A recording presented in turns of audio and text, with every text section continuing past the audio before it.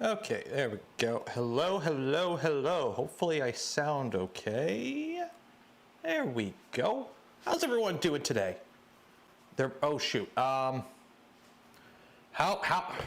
gonna be a delay on this.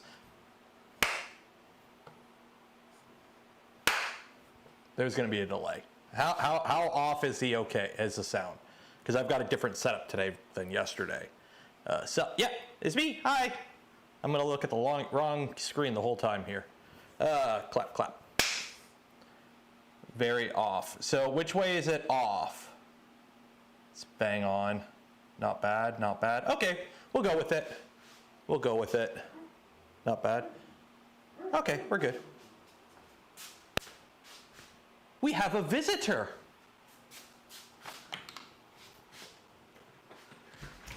Oh, hello, buddy. Come here. Oh, he's a good boy. Oh, he's a good boy. Oh, he's a good boy.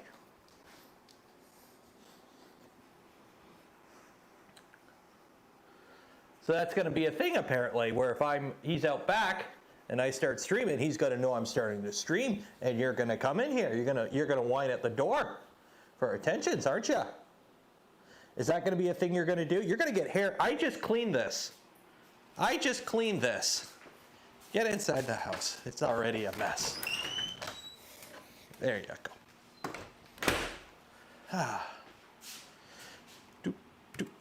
There we go. So yes, a visitor already. Coda emoji for support. I should get a Coda emoji. He's just a German Shepherd. He's a good boy. It's close enough for someone to talk about it. Whatever. Sound before video. Let's advanced audio properties. Let's put a 500 millisecond. So okay. 500 milliseconds. Did I go in the right way or did I go the wrong way? Did I go the right way or did I go the wrong way? Knowing my luck, I went the wrong way.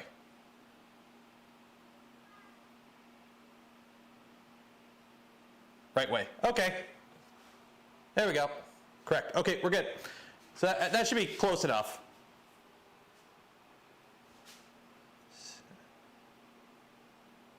$300 more. Properties. Okay, so let's do 750 milliseconds.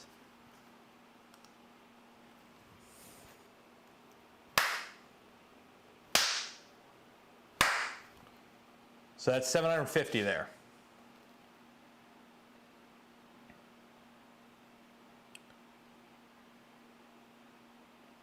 Good enough, good enough, good enough. Nice. Close enough. Okay. Like, let's be honest. Oh wow, okay. Part of the charm is the scuff. We can't have it be too good now, can we? Because if it's too good, that implies that I know what I'm doing. And we all know I don't know what I'm doing. So yeah. Now audio. Okay, I have people telling me it's fine and people telling me it's still a mess. So audio is ahead. Well, okay, was it before or after? Like, I have no idea. Can I understand? Audio is still ahead. So are we getting better or are we getting worse? Are we getting better or are we getting worse? Everyone hit refresh. Everyone hit refresh and tell me right now, 500 was good. Audio before. Okay, I don't know if audio before, is it better or worse? Better. So do I need to keep going or?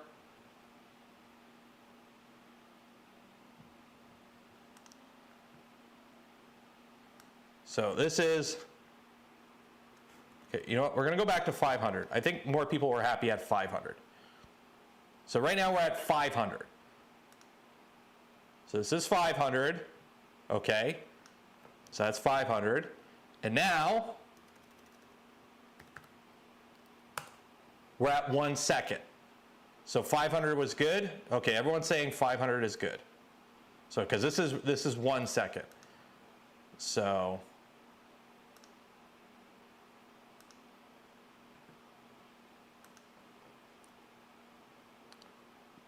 one is better, better, better. Okay, so we're at 1 second. Okay, just don't say good. Like 500 good, 500 good. Okay, people saying 500 is good and people saying perfect at 1 second. Okay, 1 second. Okay, we're gonna go with 1 second then. One is better? Okay, one. Okay, now are we good? Can we continue on with the content? Or are y'all gonna still complain about the sync? Are we good? We're good. We're good. Okay. If we're good, like the smash button. Okay, we're gonna call it there. We're gonna call it there. Move on. Moving on. Okay. So, the reason it's all scuffed is, so I was editing tomorrow's video. So if you're a member of the channel or Patreon supporter, or if you're lucky and somebody gifts you one, tomorrow's video is already available on the Discord in the Only Bench Yacht Club channel. So editing tomorrow's video made me realize something. So this is what I've been recording the garage rental on.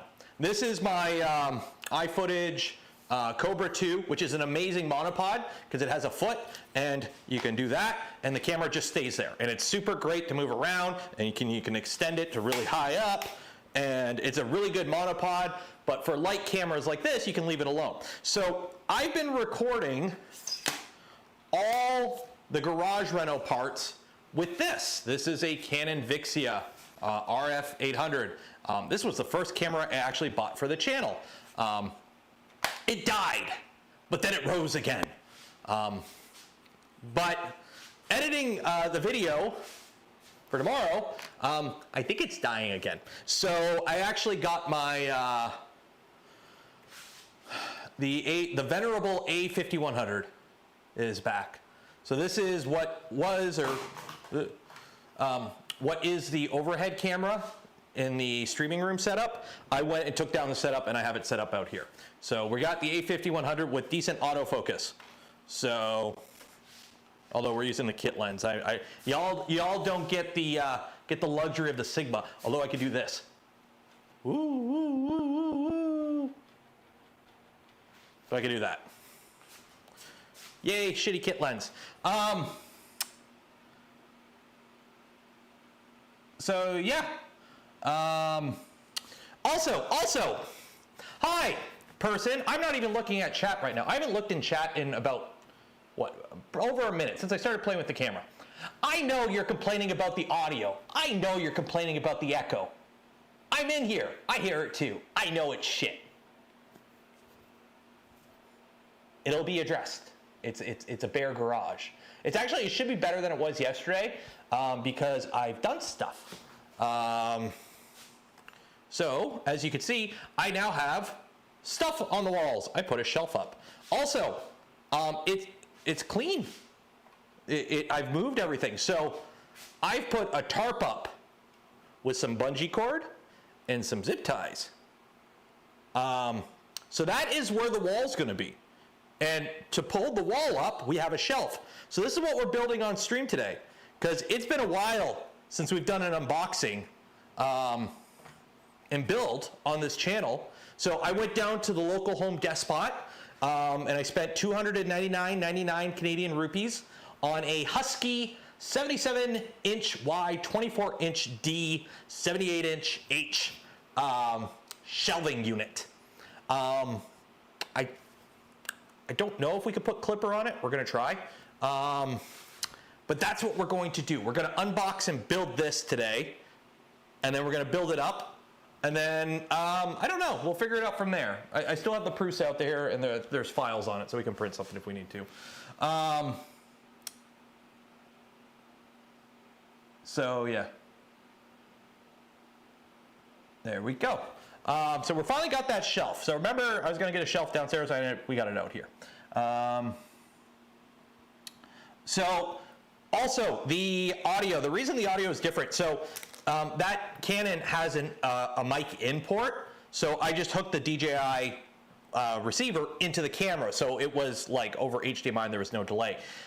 The A5100, which kind of kills the A5100, like I would use it more because it's a compact camera and it's actually a really nice camera. It only does 1080p video, but it's actually a really nice camera. I took some pictures with it today. It doesn't have a mic in. So I had to go find, and this laptop doesn't have a mic in either. So I had to find an old, I don't know what brand this is, not a Logitech, maybe it is a Logitech USB adapter, so I could plug this in. So there's delays, so that's where it's coming from. Is that the baby CNC? Yeah, this is the Comgrow Robo CNC that we've modified. It's running rep wrap, and I've done some little projects with it. So yeah, so that's currently the only CNC I have. So 18% gray for a gray. I might paint the door in 18% gray.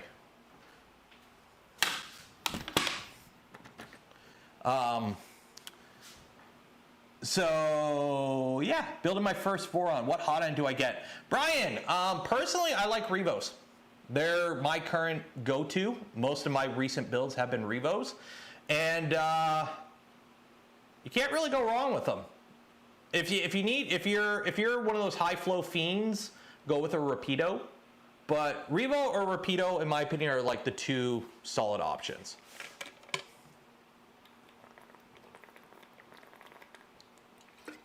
The gain is a little high. I can drop the gain down a bit. There we go. Drop the gain down a bit.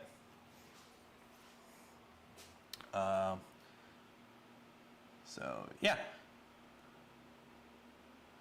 Print sound tiles. Can you print sound deadening stuff? Also, I started doing the trim. So I know people are complaining about the paint in the corners. So I've got Cove molding. This stuff, it's got a little, like, you put it in the corner and it basically makes it so you don't see the shitty paint job in the corners. Also saved me from having to mud and tape it. Are we getting, is the frame rate relatively stable? I know this laptop is struggle busing. I'm hoping we're getting decent frame rate, or actually let me turn off my playback, hopefully that helps. So yeah, so I got that. I've got a whole thing of molding for the bottom, around the bottom. You know, I don't really need to, it's a garage. I am gonna put molding around the bottom because also I bought the family size pack of it, so I'm gonna use it around the garage door. So, frame rate stable? Okay, so it's just my computer struggling to show its own stream. Okay, cool. So let's get to this. I have a Kniff. I also have my LTT store screwdriver. What else do you need to build a shelf? I have a crowbar somewhere. Revo high flow versus Rapido. What do you think? Personally, I say it depends. I like Revos.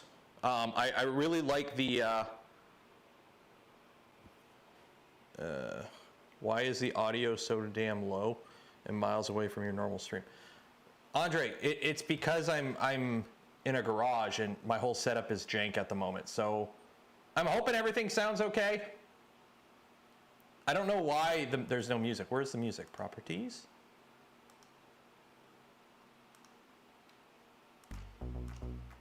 There's the music. There we go. Okay, on location. I don't know, I know part of the charm is scuff, but I like being able to watch the scuff. Actually, what I can do is, I can't even hear the on stream. So let's move this kind of over here, and we're gonna aim you down. Yeah, this is the camera angle you're gonna get. So we have to build a shelf, actually. Let's see, can I move you back, actually? Move you over here, because I don't need you anymore. you all the way back here. There we go. That works. There we go. There we go.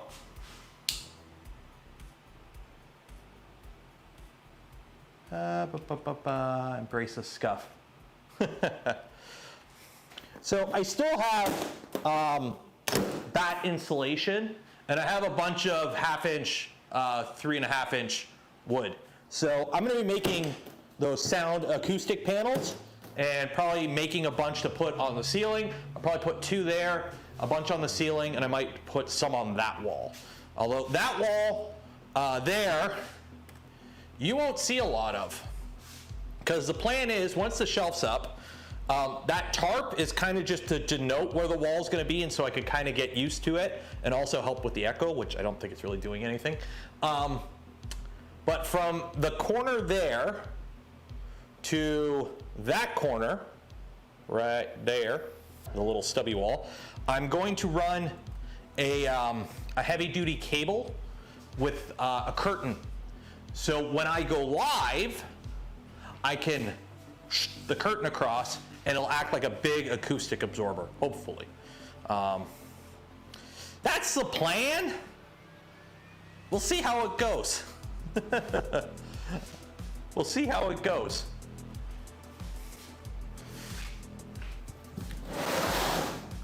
So, yeah.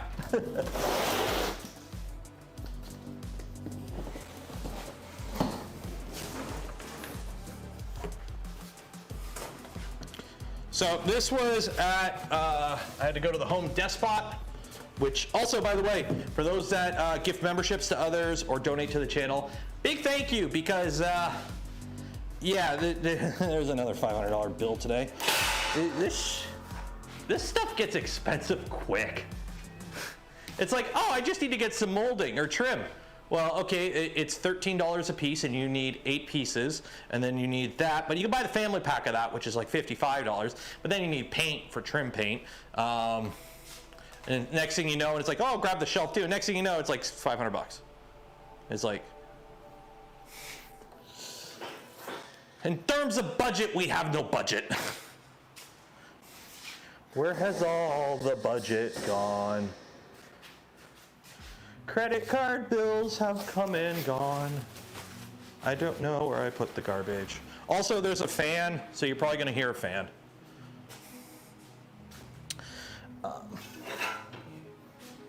Okay. Actually, wait. I'm going to be big. I'm going to be big brain here. Many hundreds, several monies, and the worst part is it's Canadian monies too. So it's like double monies. Return the Subaru. No, I can't. I don't want to. I love the Subaru. There we go. I love the Subaru. So good. Surprise, it's a V24 kit. Yeah, so here are the vertical extrusions for your V24. You're going to want these.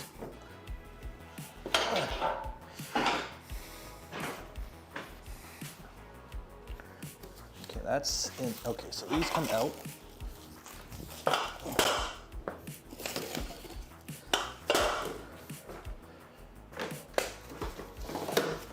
So while I do this, can somebody do me a solid?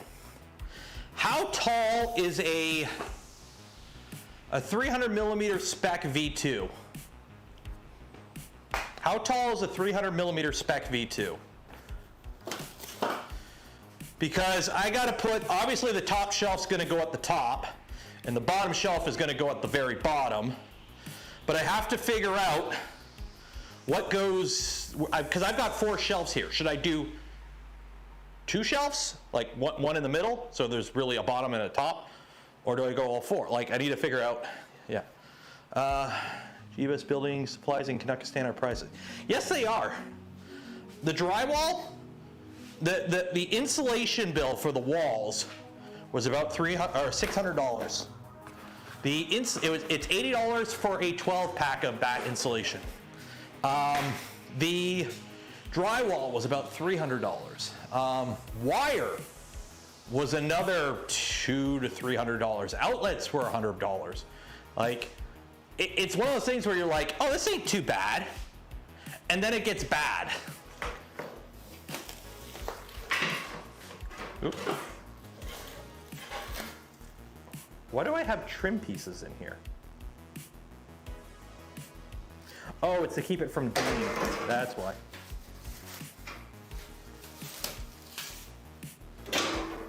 Like, why do I have trim pieces? I could reuse it. Uh-oh. Okay, so the DJI mic, it has a magnet on it, and that's how it's staying in my shirt, and it sticks to this, so I gotta be careful of that. I will be bolting this to the floor once I get it like to its final position. Oh man, I already scuffed all the paint. They packaged it up when the paint was still wet. Amateurs. Amateurs. What is the chat saying? 24 inches tall. Configure it at 480. 480. Okay, 480. Okay, it's gonna be funny. I need that in American because all my tape measures are in American.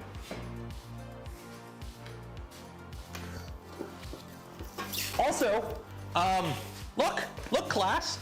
Look what we got now. Ready? Ready? Power. Put in the breaker today. And yes, the building inspector came and he gave it the thumbs up. 24 and a half, 25 inches, 25. Okay, so if I do 25 inches, we should be okay. So yeah, his name's Bob. He came by and he's like, you did some very good work there, son. And then he tapped it. He said, that's not going anywhere. And then he gave me a thumbs up. So, yeah, electrical, all good.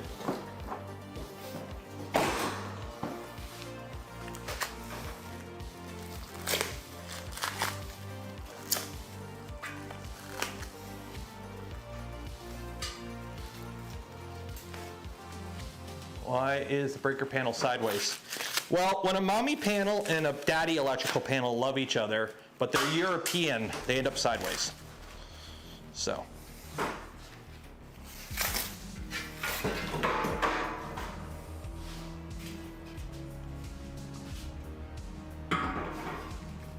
So, I could have got a bigger one of these. They have like 90-inch ones. The problem is it would be too tall, and it actually wouldn't fit where it needs to fit, because I have the rails, the guides that the garage door rides on. This gives me about a little less than a foot of clearance. The taller one wouldn't fit because it's also longer. So. Hi, Calvin. What do you want to see? A band. It's a shelf. What is that? That's a fan. Not moving. Yeah, it's not moving. It's just blowing air because it's hot in here. Okay, you gonna go to bed now?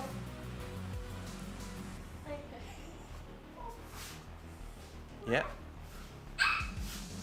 Yeah, that's you. Okay, say goodnight. Hey, say goodnight. No, look at the front. Goodnight. There you go. Okay, go inside.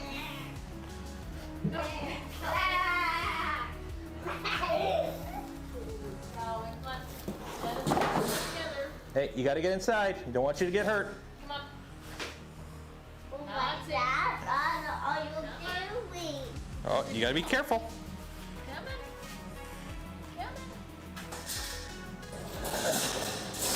All the excitement.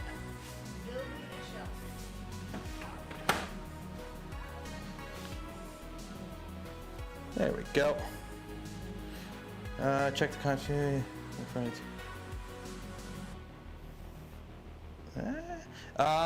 If you're having problems with a build, This stream is probably not the best stream to ask questions, just because I'm trying to pay attention to chat, but my eyes ain't what they used to be, and that's only a 1080p TV.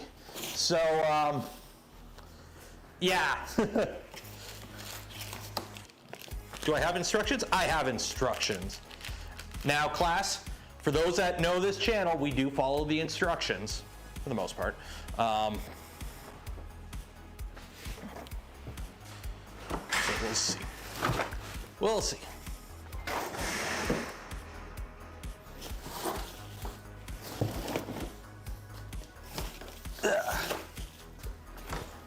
So I'm going to say, if you have questions pertaining to a Voron build, Voron Discord is probably your best bet right now.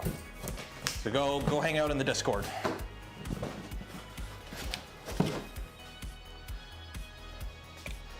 Jeff gifted 5 community memberships. Cheers, Jeff.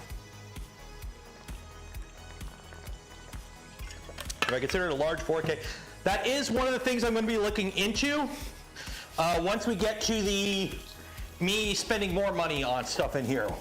Because right now I'm kind of digging this setup. So right now I have an old, like this is like a 15-year-old really shitty 720p TV from under the stairs, because it's ancient, and it's also sitting on that because I don't have a stand for it. So I have this as my monitor. So you can see I got chat on one side, OBS on the other, and I like that. So what I'm going to do is have that kind of thing, not this TV. This TV is junk, but like a cheap 4K, like from Walmart or a pawn shop. Wall mount it on an arm so I can swing it around, but have it sideways, so I can have like chat above and OBS below or something like that. With the wires, yeah. Oh yeah, I'm gonna get wood. I'm gonna once I get it all set up and everything, I'm gonna just go get some like 24-inch by 4 feet sheets of like 1/2-inch pine or something, and just whatever's cheap. I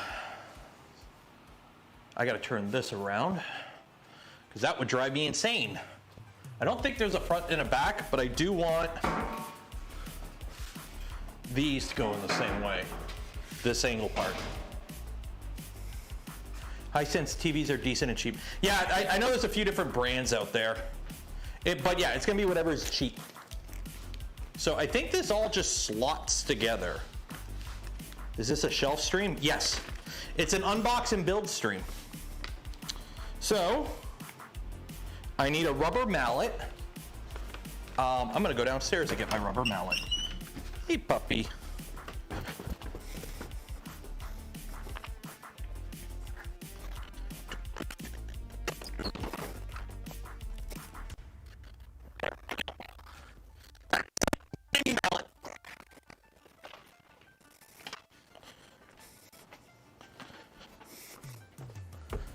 Hey, puppy.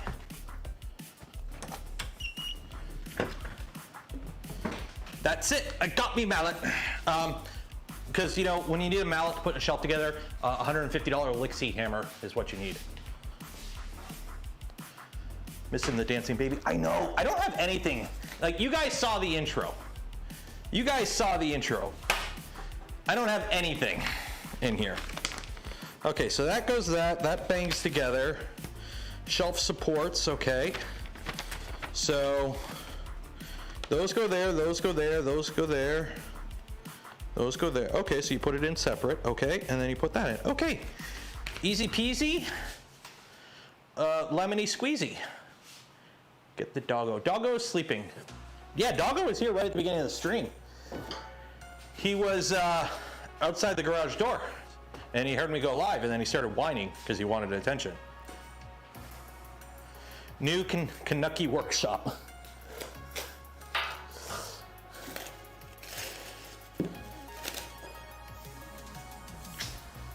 Remember, follow all manufacturer safety recommendations, and always have your safety glasses. I'm trying to remember what the saying was. Okay, so the bottom shelf I want as low as possible, basically.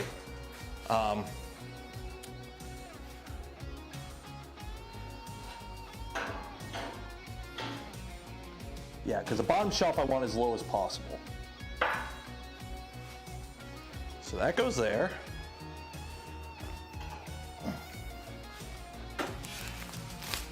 Safety squints. Engage safety squints. No, I'm trying to remember the New Yankee Workshop, Norm Abrams thing.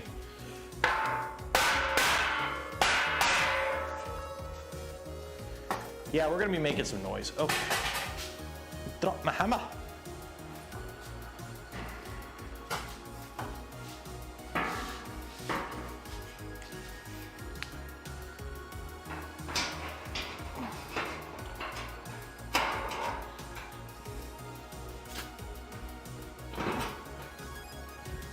Like a glove.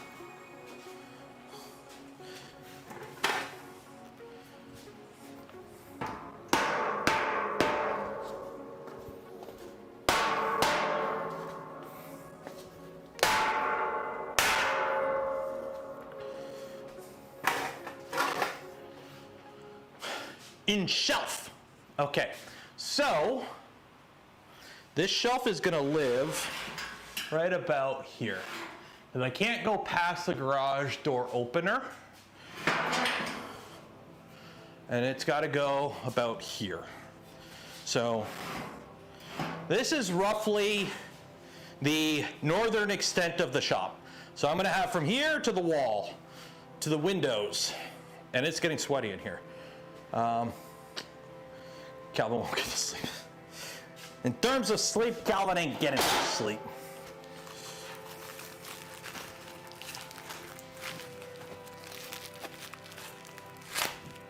You hear cartoon noises. Was it pipes falling down MP3? Leave room for the V24. Oh, I know.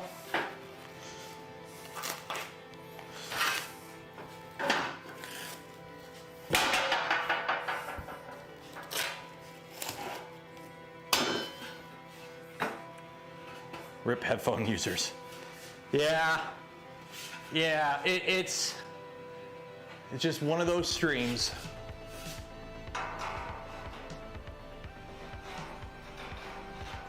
Did I get this right way around? Yeah, I do. Just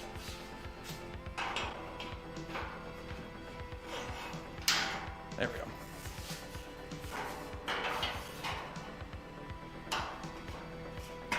There we go. Oops. Oops. There we go. So I could have got a red one, but I didn't because they only have these in stock.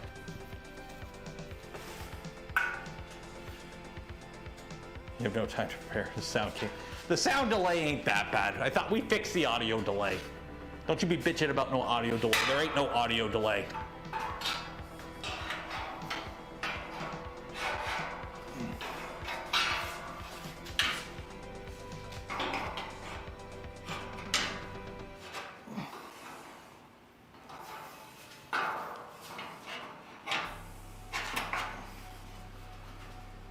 Although we do have a problem. This is going to take a lot less time than I planned. So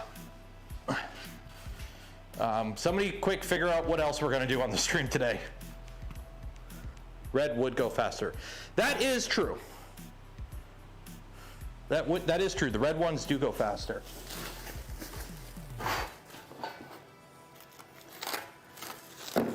Okay.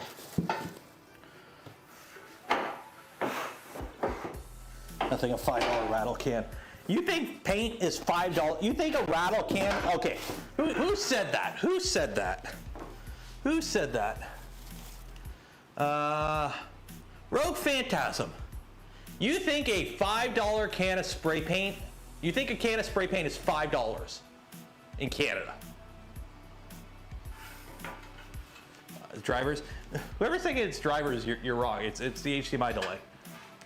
Because I got a different, my audio source is different than my video. So, I think what we'll do is the bottom shelf is going to be storage. So I'm gonna have a shelf right about here, high.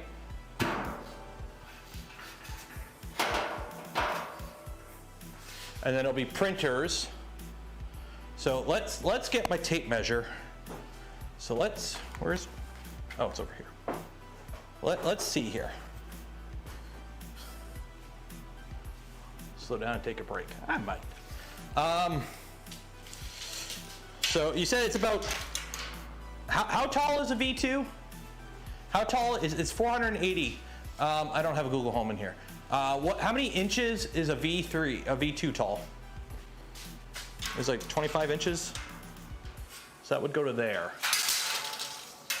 So I got to drop that one down.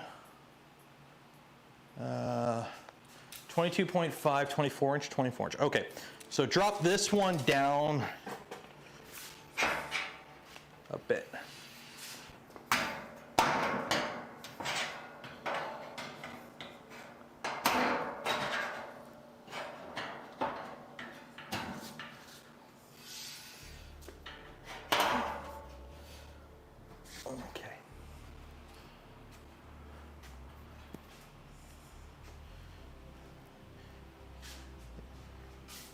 To get into the top. Well, I'd be side loading spools at that point.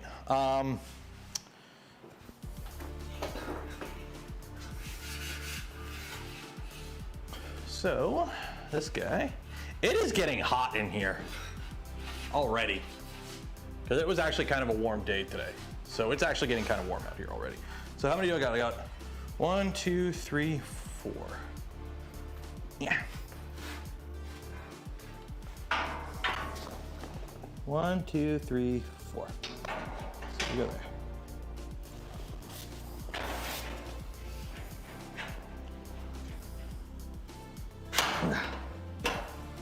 One, two, three, four. There we go. 1, 2, 3. Oh shit, I can't count. There we go. That makes sense. Okay, 1, 2, 3, 4. 1, 2, 3, 4. Woo! Okay.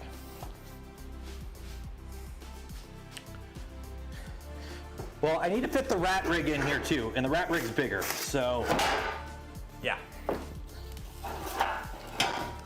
Remember, not all the printers are going out here. The plan is basically, the bottom shelf's gonna be storage, obviously, and then the top shelf will be little printers, and then on top will be storage again. So, yeah. So was it 25 inches? So that one.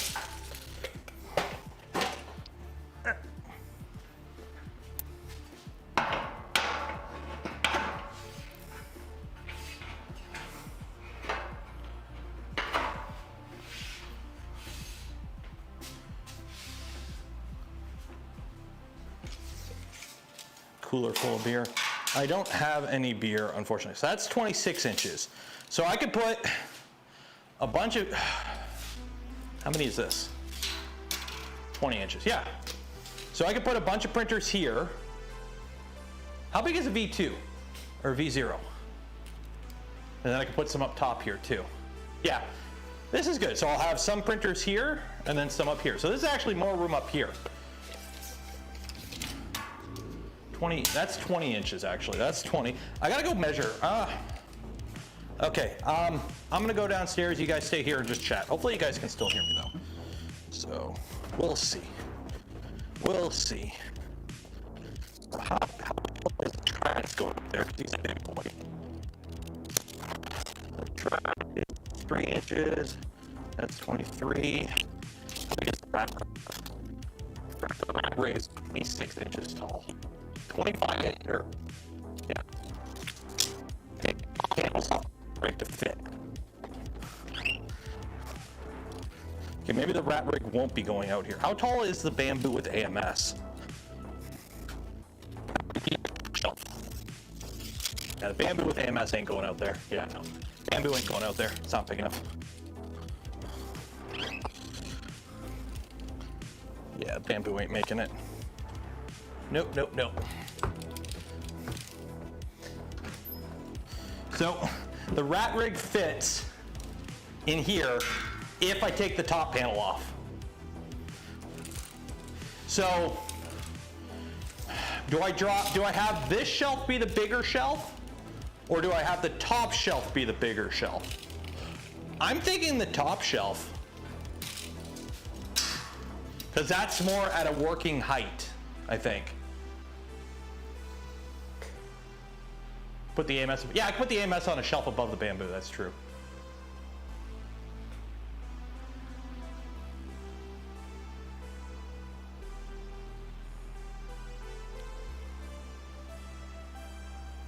Remember the very top. And then there is the very top too. Bottom shelf, because gravity is the thing. Ah, good point, good point. You want the weight closer to the bottom, yeah. So this is gonna be the bigger shelf. Yeah. Just take the top bracers out. No, because I'm gonna put stuff up top too. I will be putting stuff up top. Yeah. Yeah.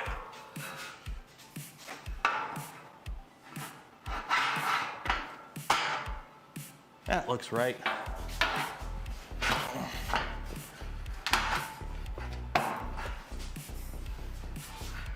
No, it's not. I'm an idiot. It's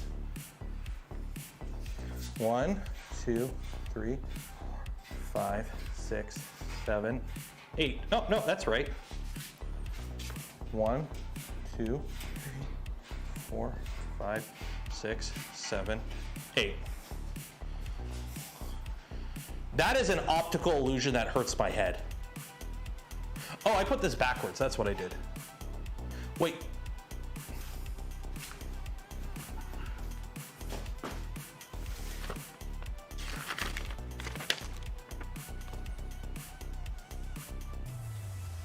No, I did that right. I did that right. I put that one upside down. Shoot. This one's upside down. That's why it looks weird.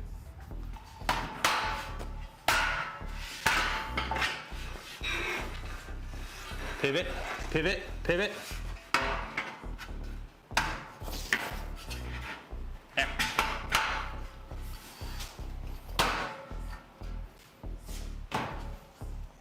There we go.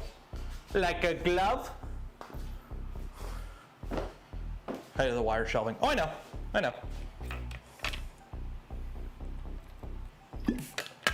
The wire shelving actually sits in a groove, so it's actually sitting down a bit.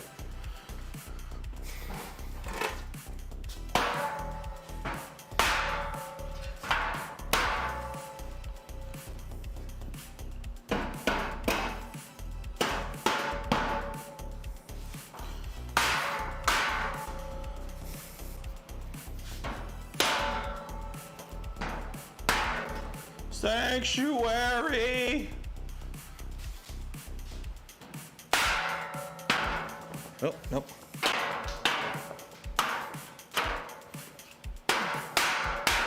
Sanctuary. There we go. Loud noises. The shelves are actually hollow. And the wire is only on top. Yeah. Okay, so that goes there, that goes there.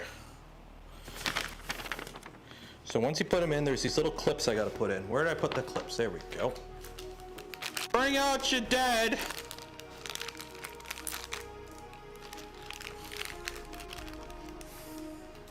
So I got these that go in here, which prevent it from coming apart.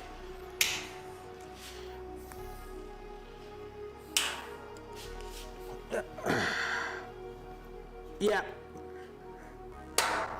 We definitely need to sort out cooling in here relatively quickly.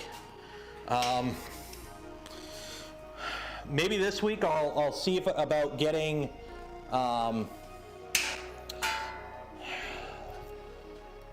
the ceiling insulated, the attic above the garage here insulated.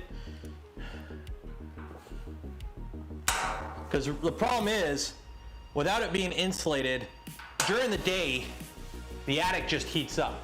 Oh. Uh-oh. Uh-oh. Hopefully I didn't lose you guys.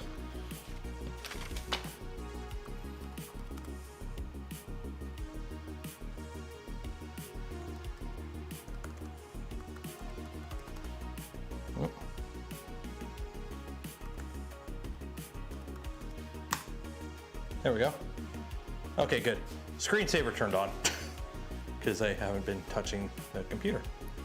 There we go. Okay. So anyways, during the day, because this is a comic attic, and because of how they build houses around here, the attics are vented. So your attic isn't like, you know, in the movies where you have like a bedroom up there or storage or whatever. Our attics here are just, you insulate above the ceiling. So you have your ceiling, you got drywall, vapor barrier, and then in your attic is usually 16 plus inches of blown in cellulose insulation. So this garage doesn't have that blown in insulation. So what happens is during the day, the sun beats on your roof, which is asphalt, right? You got tiles up there, shingles, and your attic gets stupid hot, okay? Well, that one I might have to hit with a hammer. And because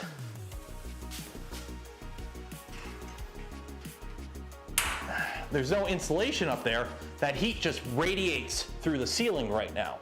So right now, it's actually getting cool outside, but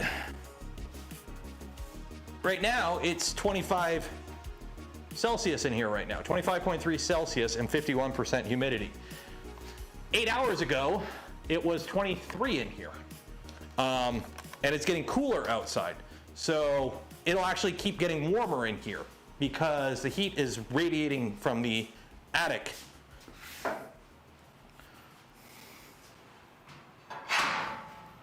There we go. So yeah, that sucks.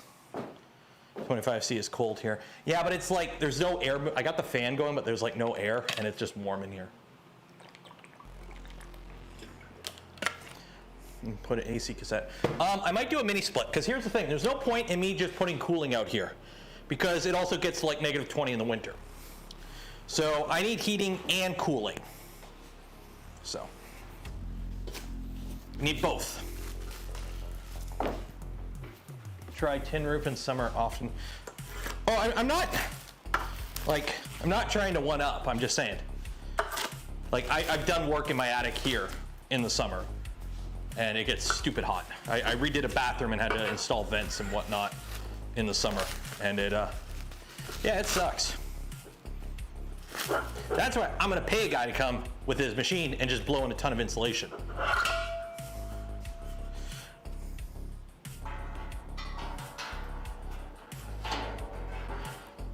Okay, so how am I supposed to? So I've got these like braces. These just slot into place, I guess.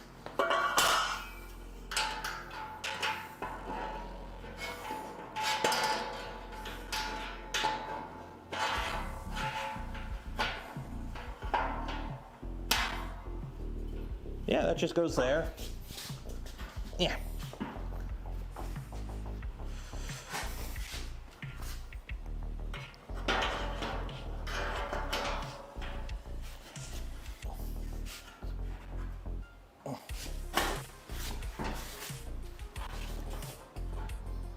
There we go. Just a little bowed. Just a little bowed. Should I have pins? I have no more pins. There's like a slot it slots into, but I got no more pins.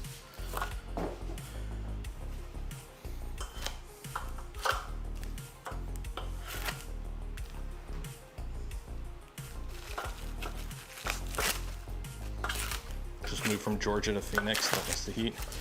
At least in Phoenix, it's a dry hot, right? It's a dry hot.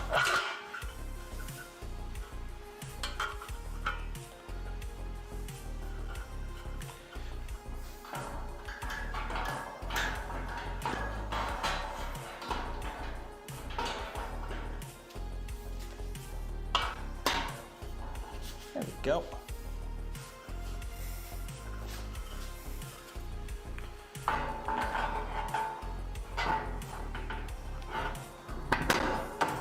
So who's excited for Murph? If you're going to Murph, put a 1 in chat.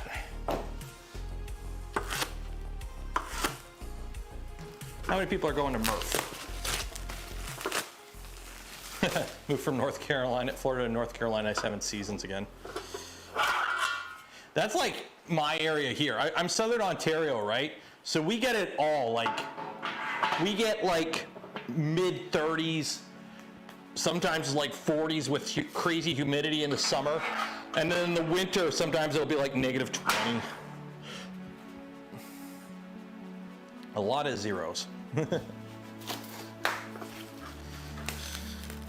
Yeah, for me, going to Murph is pretty much just an excuse to hang out with everyone. Can't get to Goshen, middle of nowhere. Is it Grant? Not Grand Bend. South Bend? South Bend Airport is like where everyone's flying into. That is flying. Like, I guess you could technically fly into like Chicago, but that's kind of like a little overkill. There we go.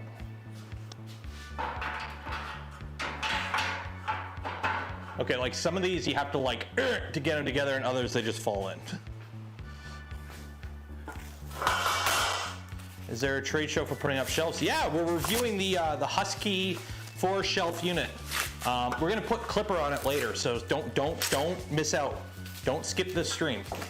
Also, hey, we give away a spool of Polymaker filament every stream, and looks like with the view count we're pulling in today, you got pretty good odds, so make sure you enter.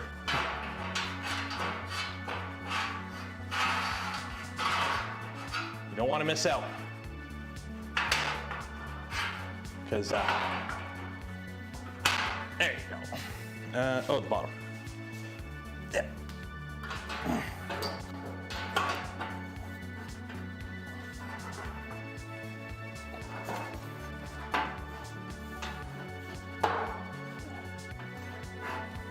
Why the heck don't you want to fit? There we go. Yeah, some of these are like stupid tight, and others are like they just drop in. Camping at the fairground. Nice.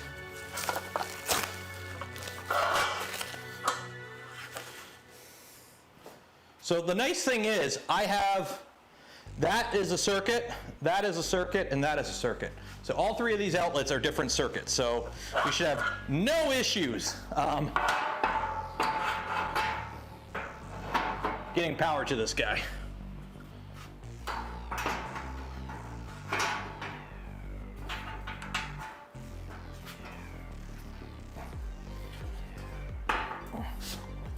There we go.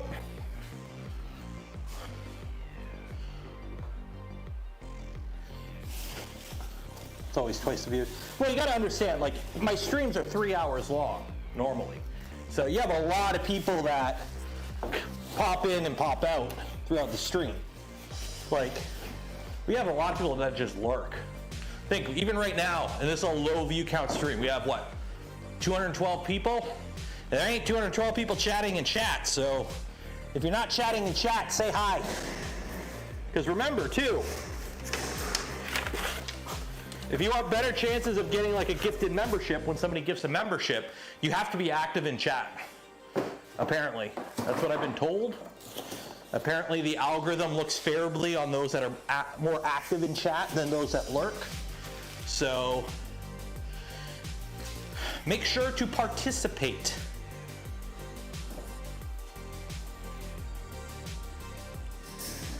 Oh, that's still got a zip tie on it.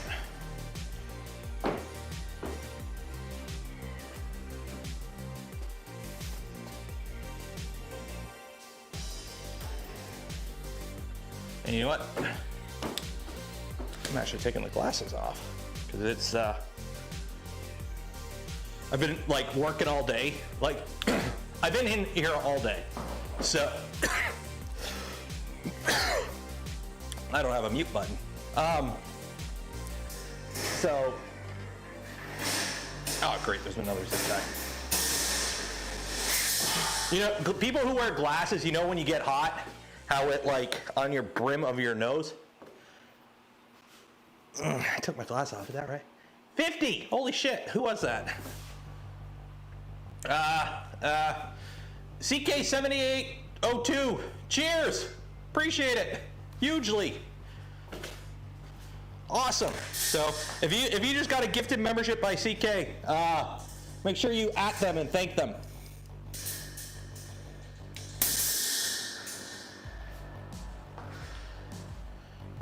Now I can't see what chat is because everything's just scrolling by. But yeah, those that wear glasses though, when you start to like sweat and like right on your brow, like right on the tip of your nose, that gets annoying. Okay, so do I want that because that's, which way do I want these? I'm assuming this way because that way is more even. Yeah, it's gonna have wood on it anyway, so.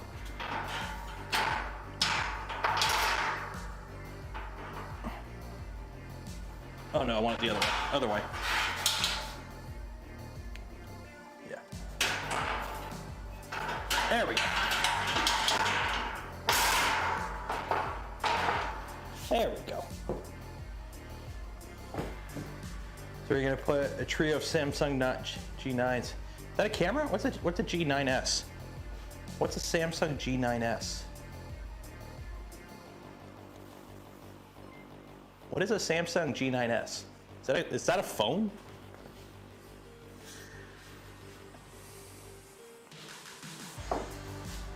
Chat is all green. Coffee too clutch. Lurk. That's what you get for lurking.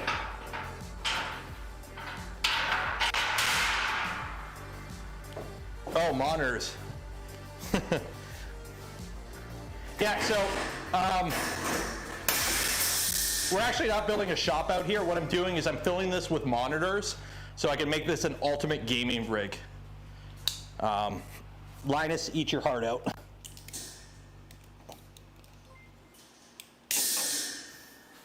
But we're doing it cheaply, so I'm just gonna go down to the Value Village and just buy like all those 15-inch VGA monitors that they have on sale all the time for like $5. Quick question, if you tried everything from E-step, flow retraction settings to different filaments, still get stringing. Okay, E-steps, make sure you calibrate it so it just extrudes what you tell it to extrude. If your E-steps are correct, so you tell your printer to extrude 100 millimeters of filament and it moves 100 millimeters, you should never mess with your E-steps after that. Retractions, Z-hop, some filaments are just stringy. Some filaments are just stringy.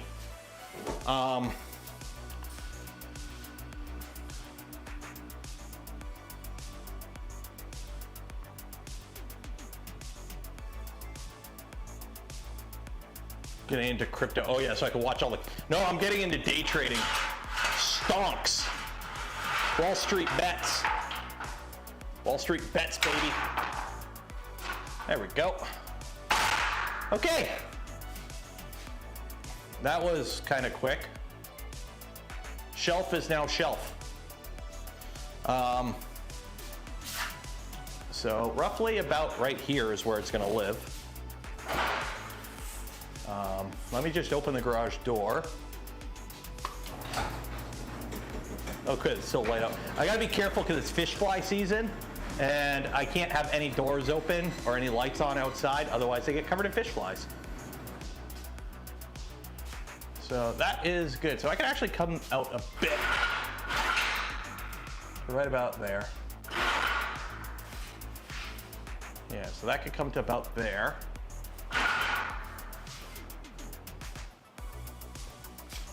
I'm just lining it up with the garage door.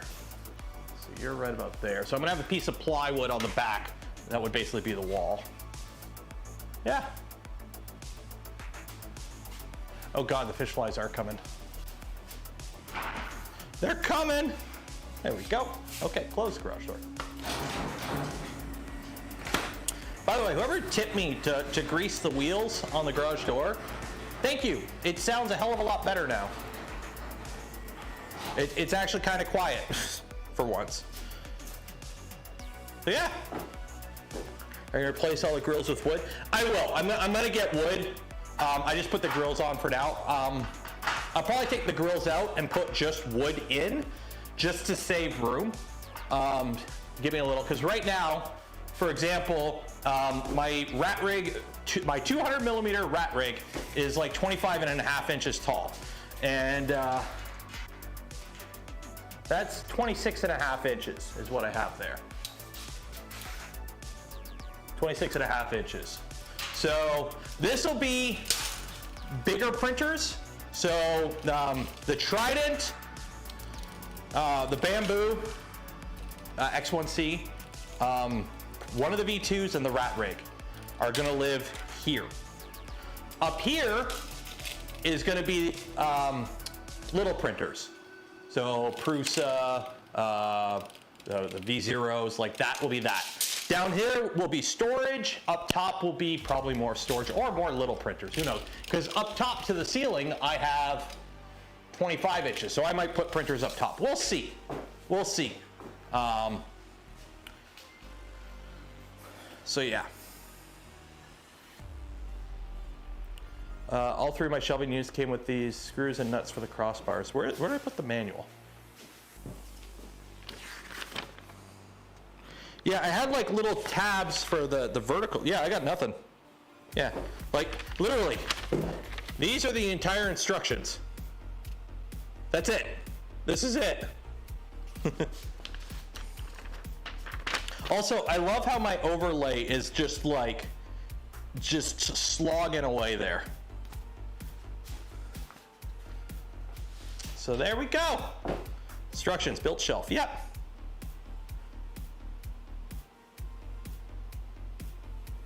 Different model, yeah, it could be a different model. So yeah, so they had a bigger one that was like 90 inches by 90. So this is 77 by 78 or 78 by 77.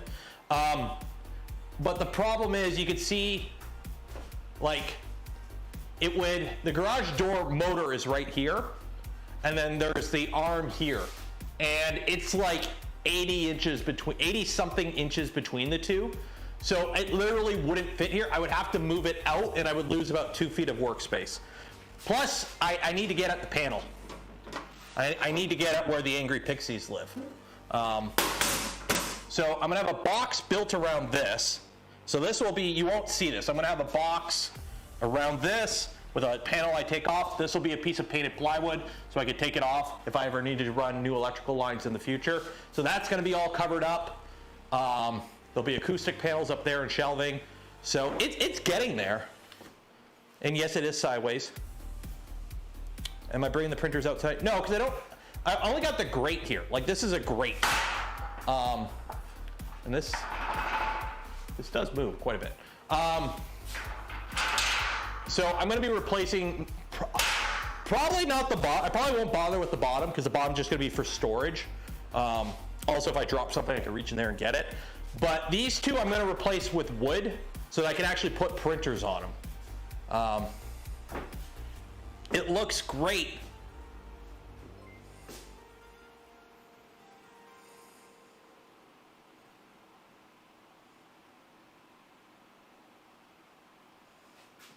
That is the wrong button. No, I don't want to shut OBS down. Okay, so because I don't have a Stream Deck, I use like Control 1, 2, 3, 4, 5 to change the scenes.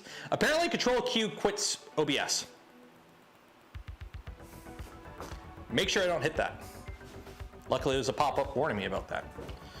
Okay, so it is currently 9:08. Oh,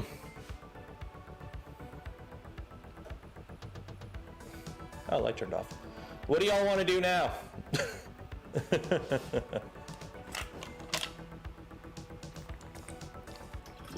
I got to figure out flooring. That's what we got to figure out. I got to figure out flooring. Because I've got, let's see, so how much to the wall? From that wall, so if you're, for those at home wondering how much usable space I'm going to have here, it's approximately 10.5 feet from the wall to the front of the shelf here. There's, of course, on this side I'm going to have benches. I'm going to have workbench, and they're going to come off the wall about 2.5 feet because I want deeper ones with a backsplash, so I can put stuff on. So that will be, so 8 feet, about 8 feet. So 8 feet by, again, that back wall will have like CNCs and whatnot. So right to about here, so 9 feet. So in total, I have, what, 10 and a half? So 12 and a half feet this way, including the shelf. So from the wall to that wall, 12 and a half feet. And then I got 9 feet this way. However, technically there's also like, I can go all the way back here, right? Like, you know, I can, there, that goes into my house. But because I'm gonna have the curtain that comes across here to isolate this area. So, vinyl flooring, yeah. Canada's weird, yeah, Canada's metric, but everything building wise, like anything related to construction is inches. Like the wood is 2x4s. Everything's 8 inches, is 8 feet. Studs are 16 inches on center. Like it's all, yeah. Oh, here's the thing. I don't want to stick anything down because I don't want anything to be permanent. I don't want anything that I'm doing in here that isn't like, okay, for the stuff on the walls, I'm okay with that. I'm okay with putting benches and whatnot, like work benches and counter space and things on the wall. That I'm okay with. But I don't want to put anything on, especially something stick on, because if this, you know, if this goes back to being a garage, I don't want to have to peel it all up. Yeah. Mold, what about mold? Corner mold. Oh yeah, the corner round stuff. Yeah, it really does hide the fact that I didn't tape and mud it quite well. 12 and a half inch final rolls that just roll it out. That's one of the things I was looking. Where am I putting my filament? 2 things. One, I won't be storing it like I do in the basement. So like right now, it's 51% humidity out here. Welcome to Southern Ontario. So humidity is an issue. So I won't be storing a lot of filament out here. Most of the filament storage will still be in the basement. But obviously I'm gonna have to have some filament out here. So the plan is I'm gonna take my rep box. The rep box will be out here. And I might get a cabinet, because I have this area. So I have this area here that's kind of not really amazingly useful. For now, this toolbox is gonna go live in here. Once I get a bench here. But I might put like a filament drawer somewhere, like a sealed filament drawer with a bunch of desiccant in it. A heat pump will help with the humidity. Yes. Luckily, my panel's right there, and they're $1,000 for a heat pump. So again, if any heat pump companies want to sponsor one, I'll make a video of it, and we'll do it. I can't do it on stream because that's outside, and I'm not pulling a Linus and doxing where I live. But yeah, if any heat pump companies want to sponsor a heat pump, I'll make a video of it. So. Urethane floor paint. So here's the problem with the floors. You have to like go crazy cleaning the floors for the paint to work. I really don't want to bother with that. So what I might do, I might just go buy like cheap commercial grade carpet and just roll that out and call it a day, and just carpet. Just get like once I build all the shelves and everything, the floor area, just get like that really heavy duty, like dense carpet, and just put a little square out and call it a day. Because remember, like this is my garage, so people will be coming in through the garage door and going this way and into the house in all seasons. Like there are my boots, my winter boots are there. So like there will be floor traffic going in and out. So I might just go buy cheap carpet at like, you know, somewhere.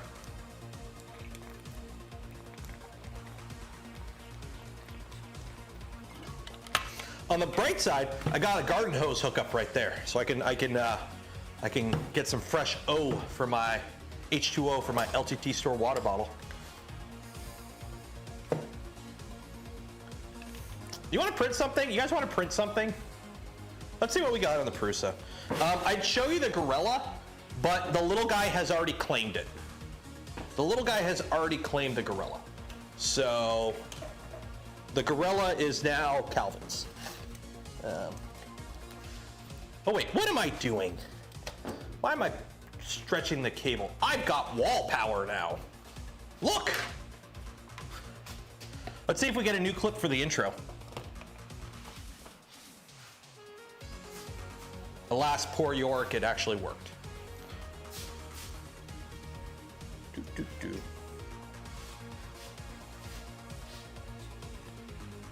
Also, don't look at the fact that I haven't finished the trim. I just put a corner piece in just to see how it looked really quickly. Oh, okay, I guess the wife's watching the stream. This is the Gorilla from yesterday's stream.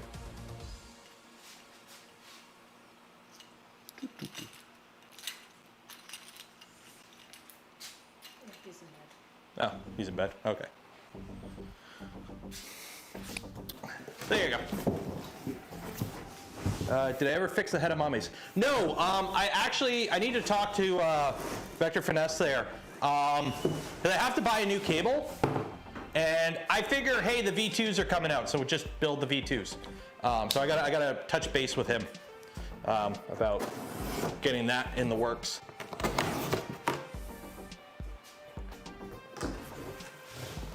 I should print the room model. Well, the problem is this computer can't slice.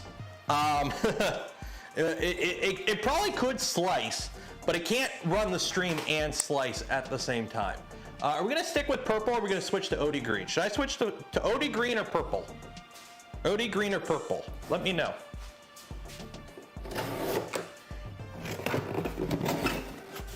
Okay, you know what? Here, this is what we'll do. Because everyone has a Prusa. Somebody download, or I don't have the model. Shit, I don't have the model. I was gonna say, somebody download the STL and slice it and send me the G code. You really think we could run, this computer could barely handle the stream. You think we're gonna be able to handle launching Fusion and exporting an STL? I'm putting cardboard down for now on the floor. Yeah, we're gonna switch to green though. Let's switch to the OD green. Auto load, unload filament, PLA. So I'm putting cardboard down to deaden the noise for now. You know, that doesn't really do anything.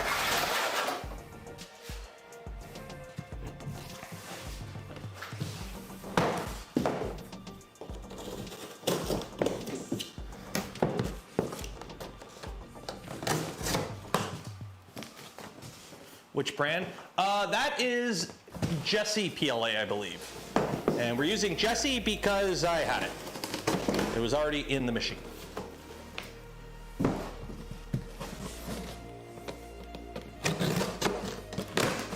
we go. There we go. Wow, it's even, it works already.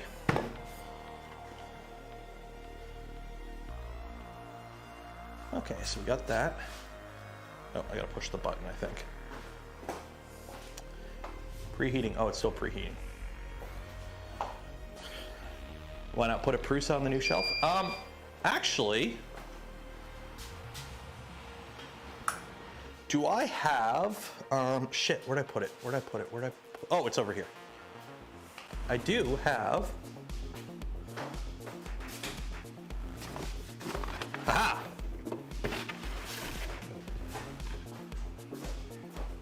Wood.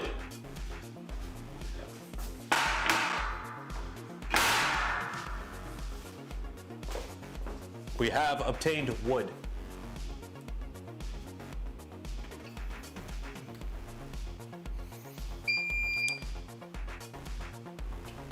There we go.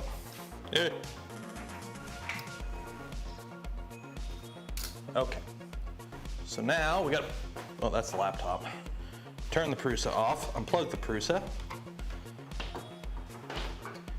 and put it on the shelf.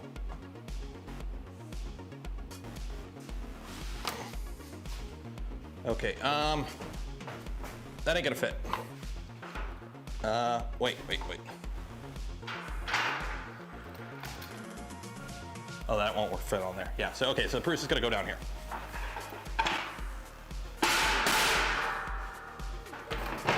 There we go.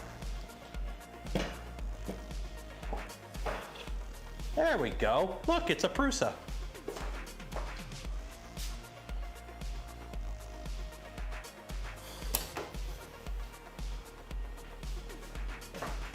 The shelf is a bit loud. Yeah. It is. I don't know if this will reach.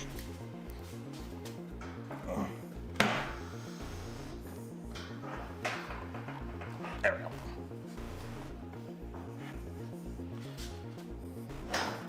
So there will be, I'm gonna get one of those like Costco big breaker, like you know how Costco has like the 20 outlet thing? I'm gonna get one of those and put it on the back of this or on the side.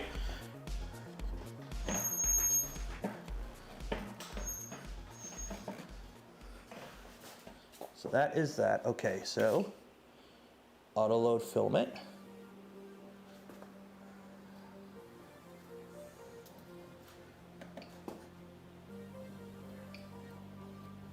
PLA.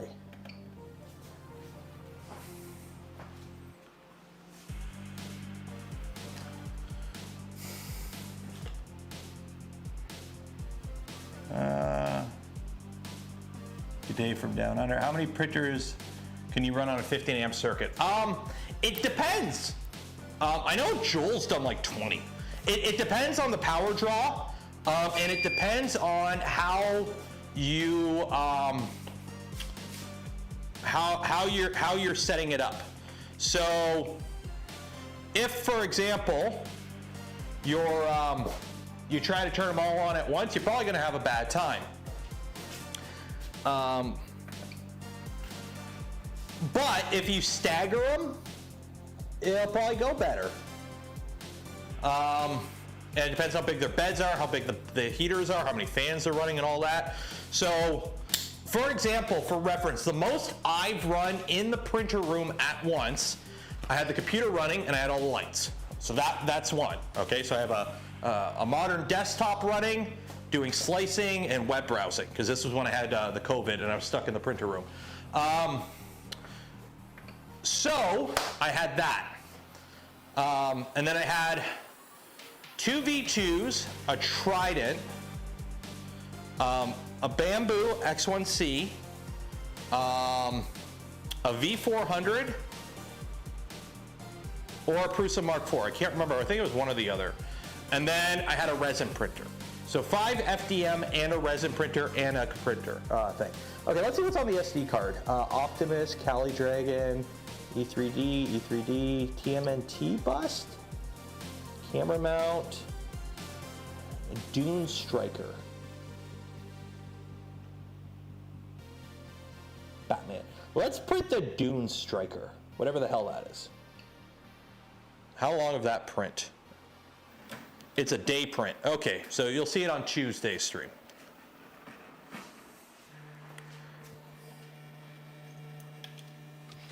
Oh, that's a part of something. So yeah. Advantage of the XL, it only heats. Yeah. I'm hoping the XL will fit out here if we end up getting the XL. The XL, we had a little chat about it on a stream. And we worked it out. It's going to cost me about 4,000 Canadian rupees. That's a lot of monies. That's a decent chunk of Timbits.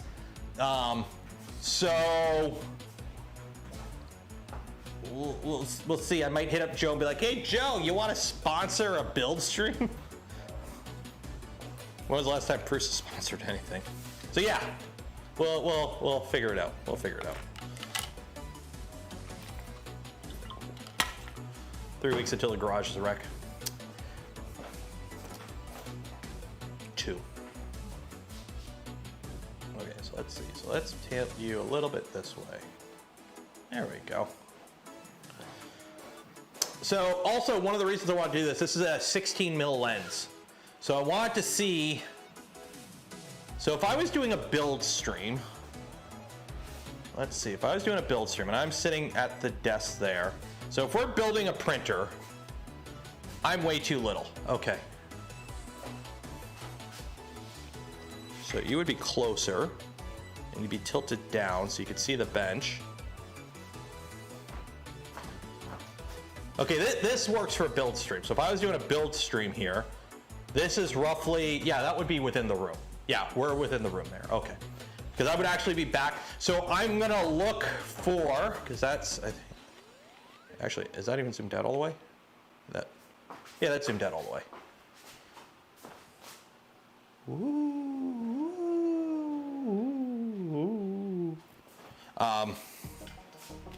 We're going to do this, though, so you can see the print. Oh, I hit a button. What did I do? There we go. So I normally, my main lens is a Sigma 16. I may try and look for something a little bit more wide angle,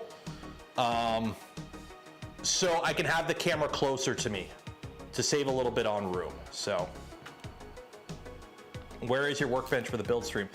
We don't have one yet.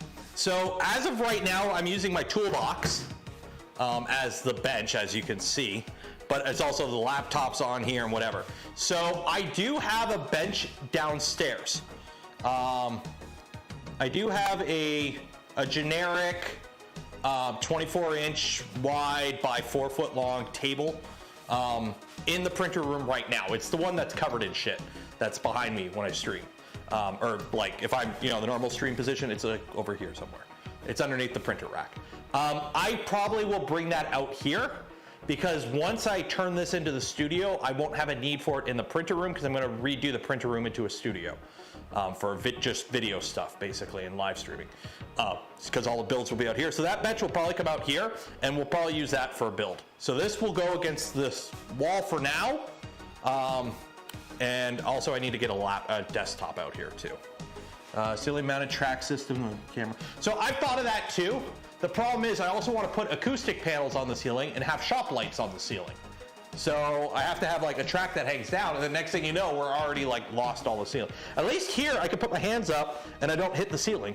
So that's good. I got that going for me, which is nice. Acoustics aren't great. RJ! Why would they be great? We're in a garage with nothing on the walls. Focus. See my face? Did I turn off manual focus? Is that what the button I hit? No, it's focusing.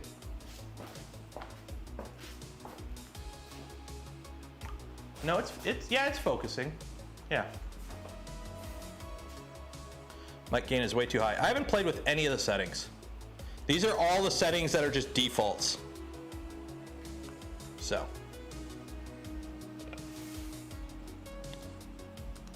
Like their properties, like it's the same we always use. So. Do I have a compressor on? I do have a compressor. Oh, I don't have the noise suppression on. There we go. Maybe that helps a bit. There we go. It's all the haze from the fires. They're not that bad. The fires have kind of stopped. It's reverb. Well, I just turned on the noise canceling gate, so hopefully that helps a bit. A tool that will create organic supports and then allow the model plus supports to be saved as an STL. Some slicers allow that. I know in the resin slicers, you can usually output the STL of whatever you've like generated with like all the holes and everything. You might be able to do that in like Prusa Slicer. So yeah, like it's gonna be echoey in here for a bit. One of the reasons I bought the family pack of the baseboards, because I'm only doing the baseboards in this area. There's no point, like I'm not gonna pull all that shit off the wall to put baseboards behind it. I don't need to. But like, I'm gonna put baseboards around here, just because, you might see it on camera and whatever. Plus, I'm gonna use those baseboards around the door. But also, but also the baseboards are 3.5-inch boards that happen to be the same size as the insulation. So I can make boxes out of them and put the insulation in it and cover it in fabric and make acoustic panels. So.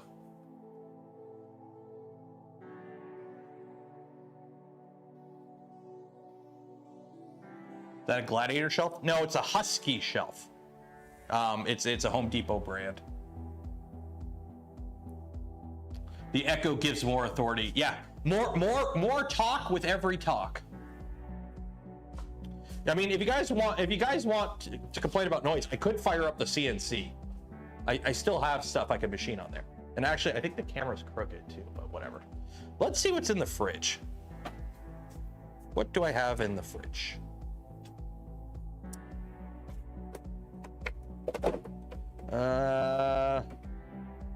We have, what am I? White Claw Hard Seltzer. White Claw Hard Seltzer or a Monster Energy drink? What are we going with? Are we going with the White Claws or the Monsters? The box is the new floor. Yeah.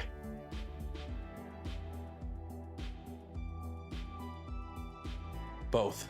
Fire up the CNC. White Claw, White Claw. Yes. Mix them. Ugh. I bought a case of these for my wife. She likes them, so let's see. What do we got? White Claw Hard Seltzer. Wild Berry Acai Smash. Watermelon Lime. We're gonna go with the watermelon lime. White Claw Hard Seltzer. Sparkling Hard Seltzer. You want to know what's funny? I don't think I've ever had White Claw. The whiskey. Whiskey's inside.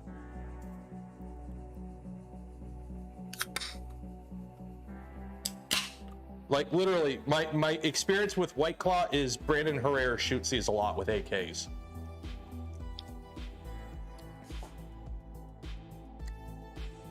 I don't like White Claws.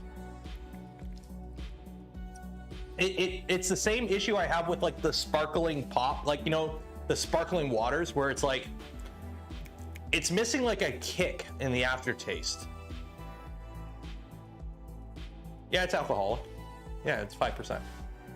It's like, it's missing something. Like, you know, like a carbonated pop is sweet and you got the fizz. It's got the fizz, but it's like, it's missing something. Flavored TV static. Bryce, that's a good analogy.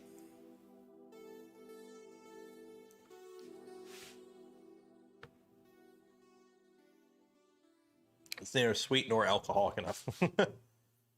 Okay, so yeah, so if I had a bench, I'd say let's start trimming that up, fire up the air compressor. Also, hey, do you have an air compressor? Do you have a house? In today's day and age, I know that's not exactly a common thing. Go buy a brad nailer. If you don't have a brad nailer, go buy a brad nailer. You will use it a lot. They are super handy and they're cheap. Like, just get a brad nailer that takes a bunch of different sizes. Any air compressor can run it. They're cheap. You can get these cheap. And they make doing like trim and molding, or even like when you just got to put like little piece of wood together quickly and yeah, go get one of these if you don't have one. And for those wondering about the air compressor I have, this is the air compressor I have. It's just a Mastercraft 6-gallon one.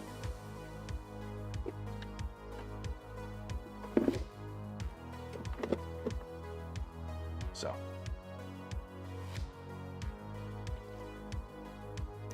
Here, I know what we're gonna do. I know what we're gonna do.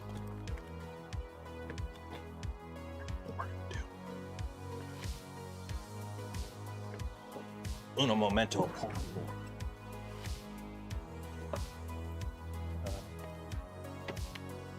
Oh my God, it's so much cooler in the house.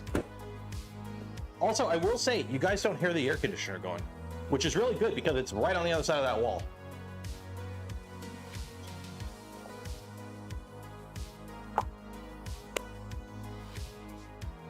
A T50 air safe blur. Yeah, that's something else I might get.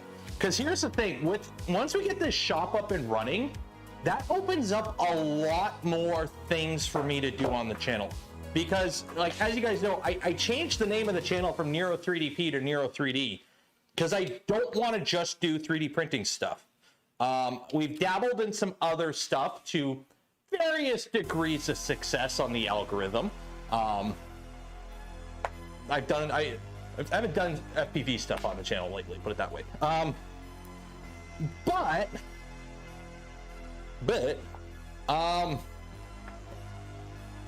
Once I have a place where I can actually do projects like reliably and consistently, that opens up a lot of things to do. Because right now, like a lot of the reason I didn't do anything big is because I had no freaking room. Like being stuck in that room and having like no room to do anything big kind of sucks. So, you know, I probably got to refresh this.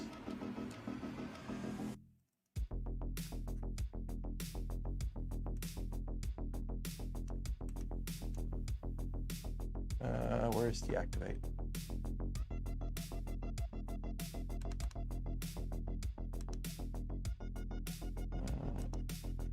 There we go.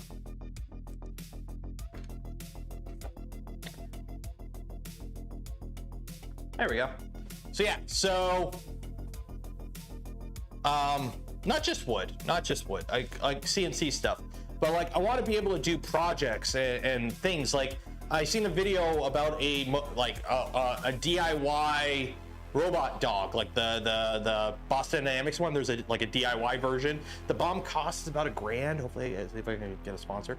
But that's like something I would love to be able to do. And once I get this room set up, you know, with like shop stuff, I'll be able to do stuff like that easier because I could just go to the garage and work on it for a bit. Have cameras everywhere that I could just, you know, record B-roll easily. I don't have to like move everything to set up a camera. I could just go. So.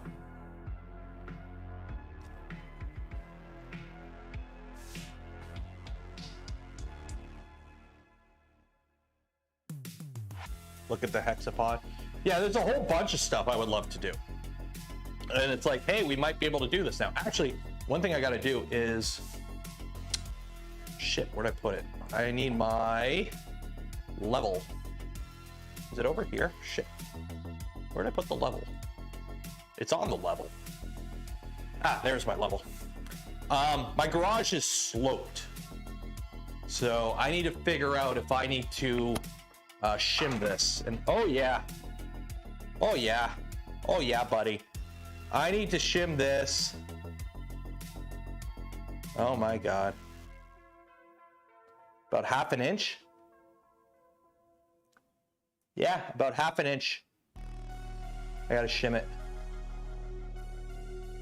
Yeah. It's not the same on this side. Yeah. Yeah, actually a little bit less on this side, but yeah.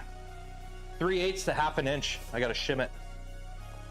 That ain't good. Well, like that was kind of, that's why I like, it sucked doing the drywall in here because I had to use 4 foot by 10 foot sheets because drywall is 4 by 8. Well, the thing is, the ceiling is 8'3" here, and then it goes up to like 8'6" or 8'7" by the front because the floor is sloped.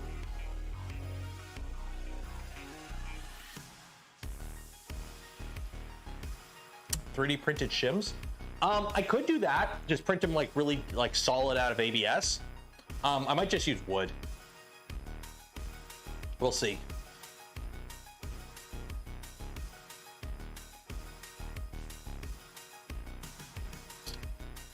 Replacing wire rack. Yo, yeah, I'm gonna be. I don't want to do MDF due to moisture because this is a garage. Like right now, it's 54% humidity out here right now.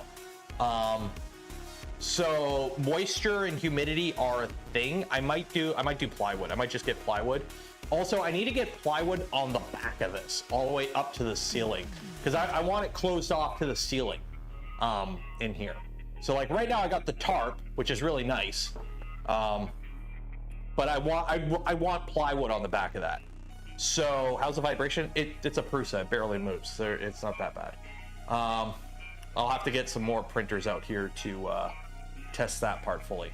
But this will get bolted. Once I figure out exactly where it's going, this is going to get bolted to the ground. Because two things, I'm going to have a wall on the back of it, and I'm going to have a wire coming off of it. So, marine grade. I don't need to worry about. I don't think I need to worry about marine grade. I just don't Actually, MDF might be okay. We might be okay with MDF. We'll see. Because I need. How big are the sheets of wood I need? Probably 24 inches. No, 22.5 inches. Because the shelf is 23.5, but there's taps, so it's 22.5 inches by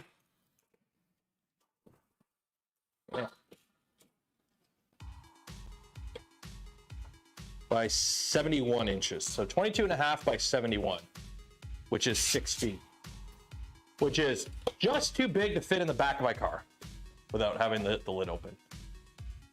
Get some vapor barrier paint. I have a bunch. Actually, I don't have a lot of it. That ceiling sucked up all the paint. The paint I bought a gallon, which should be good for like 450 square feet. The ceiling's 300. It sucked it all up, and I probably should have done a third coat.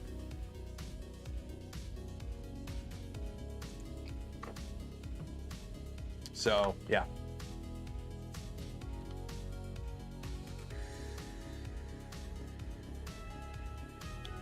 Bathroom concrete board. Oh yeah, the stuff they use in bathrooms. How stiff is that though? I wouldn't want it to like crack or chip. QGL on the shelf. Primer. I would paint it. I do have a whole gallon of trim paint, white trim paint that I haven't used at all, so I might just paint it. Because I gotta paint all the baseboards before I put them on too. So, marine grade plywood would be extremely expensive. That's another thing. We have the technology, but I don't want to spend a lot of money because we've already spent a lot of money. So, well, that's not working out too good. 1 second here. In terms of frame rate, we have no frame rate. Did we lose it? Did we lose it? Yeah.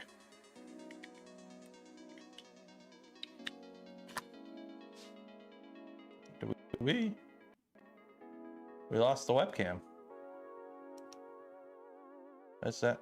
Oh! Hi. Oh, no, there we go. Motion shape back. There we go. Okay. Yeah. Resolution. There we go. Okay. There we go. So, Coroplast. I don't think Coroplast would be stiff enough. So, 7/16 OSB. Yeah, like for the wood on the back.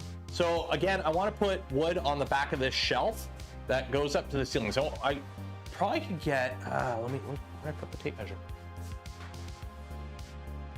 Half the reason I'm doing these streams, by the way, is just so I have people to bounce ideas off of.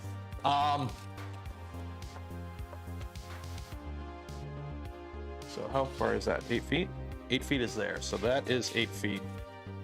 Yeah, so if I get two 4x8 sheets, I can basically put them vertical and attach them to the back of the shelf, and that would go right up to the ceiling, and we'd be good.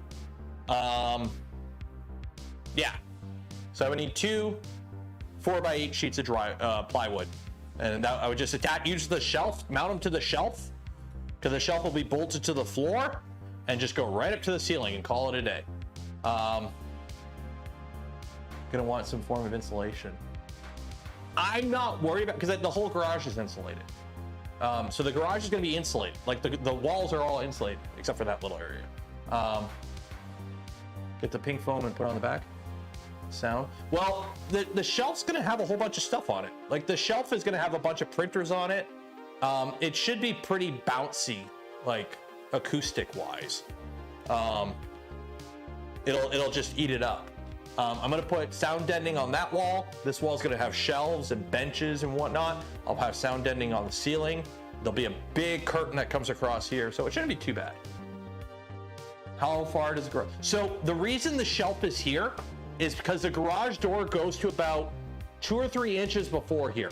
I can't have the garage door come over this because the garage door, when it rains, gets wet and it drips. So we can't have the garage door come over this.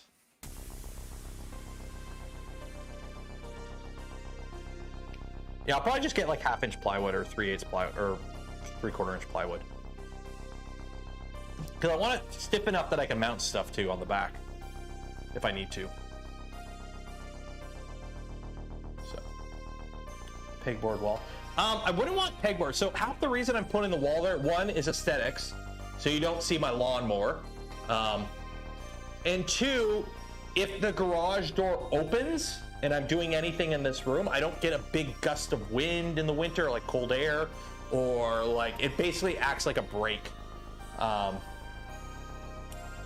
am I running printer? It's plugged into the wall. You can see the cable right there that's plugged into the wall. I will have a power bank. I will get one of those, they sell them at Costco and they have like a ton of outlets on it. I'm just gonna get one of those and just have it zip tied to the side here, so you can just plug in all the printers to it. And that will be plugged into one of these circuits. I don't know which one. I think this one. I don't know, because I have like 3 outlets, 3 circuits, so yeah. Oh, when I have more, yeah, when I have that, yeah. Maybe room temperature. So I did buy another one of these little guys, so I can just have it hanging like right here, so I can see what temperature it is in the room all the time. This one's from the printer room downstairs that I borrowed. So UPS would be nice. A UPS would be nice. However, running an entire rack of printers off UPSs would probably be kind of expensive. So, mount it to the back of the top shelf rail. Yeah, and then just drill a bunch of holes so you can run wires through it. That'd be smart.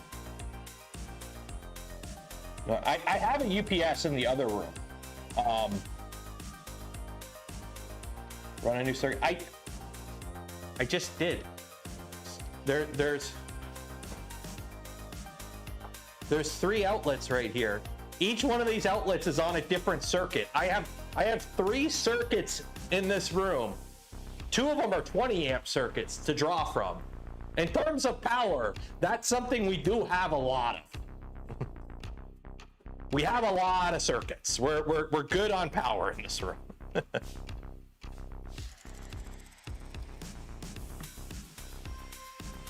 So we good on power.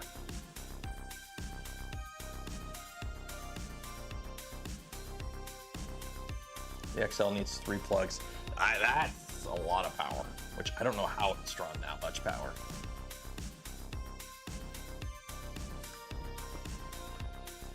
So yeah. So this isn't the full layout. This is kind of what you would see. This bench would be more in the middle. That camera would be closer to me. It's far out right now because we're just kind of shooting the shit. So if we were doing like, I would probably have it more like there. So the advantage of having the island that we're gonna do all the builds on be mobile, I can move it around in different camera angles and different setups, so yeah. And then I did figure out, I got, let me go grab it. So what I wanna do is a camera slider. So let me go down here.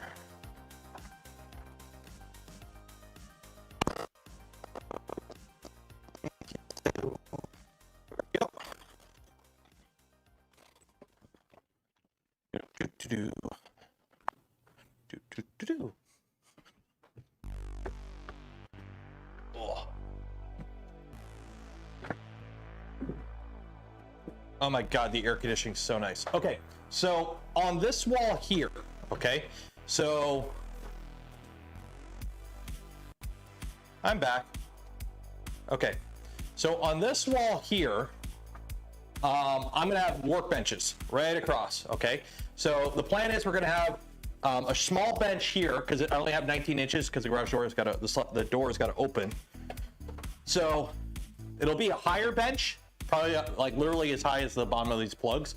It'll come across here to about here. And this will be for like soldering and anything dirty. It would be in this area. So I'll have like an actual metal tabletop so I can't stain it or anything. And then stream buffering. What? When I walked away? Oh, it happens. I went inside. It's a lav. That's wireless lav. Hit refresh. And then from probably about here to that outlet will be just a normal bench, like a 24-inch deep bench. I'll get one of those bamboo pine things. Actually, I think they sell them in, they sell them in 6 foot or 8 foot? So that's 6 foot. Yeah, 6 foot countertop right there. So 6 foot countertop there. And then I would need a 4 foot. Yeah, a 4 foot countertop and a 6 foot countertop. That's what I need. So 4 foot and 6 foot. So that's 12 feet total. Or no, 10 feet total. But I was digging through the box of what used to be an Ender, and this is an Ender Y, I don't know, access thing. I don't know. It's part of the Ender. This is 2040 V slot. I'm just gonna get like 2 meters of this stuff and then bolt it to the wall like right about here with it a little bit off, print like little spacers to keep. Actually, can it? Yeah, I do need to space it off the wall. So space it off the wall a little bit. And then what I'm gonna do is put like a piece of extrusion coming out of it and a Arca mount, an Arca ball mount, and put a webcam on it. So that way, if we're doing anything on the bench and I'm facing this way, I can push the button, go to this camera, and I can slide the camera up and down to wherever I need it. So we can just slide, okay, we're soldering, go over here, have it out, and you're looking like that beside me, and we're soldering. So that is gonna be the camera mount. We don't need gimbals, we don't need it, doesn't need to run Arduino, it doesn't need steppers. I'm just gonna literally go, I need the camera over here. Done. So I need to get a couple meters of 2040. Now I do have the bed mount too, which also rides on 2040. I might do the same thing for the ceiling camera, like the overhead camera, because I do want to have an overhead camera. So have like a thing of 2040 coming across, have the bed mount, or have the top down camera on it. So I do want an overhead camera. And just have like another piece of 2040 going this way. So I do have a little bit of left and right. So we can move it up and down the ceiling and a little bit left and right for the overhead camera. Why not mount a microphone boom? Because I use a wireless lav. This is the lav right here on my shirt. I use a wireless lav, so I don't need to worry about a mic. I can clipperize it. No! Why would I run extra power for things that could break when I can literally just go and move it? It's not like you have to move it a lot. So 20-foot LDO. The thing is, I don't think LDO makes V-slot. LDO doesn't make extrusions, they source them from somebody. But I do need a couple meters now of 2040. And like, you can get multiple, you can attach pieces together, so.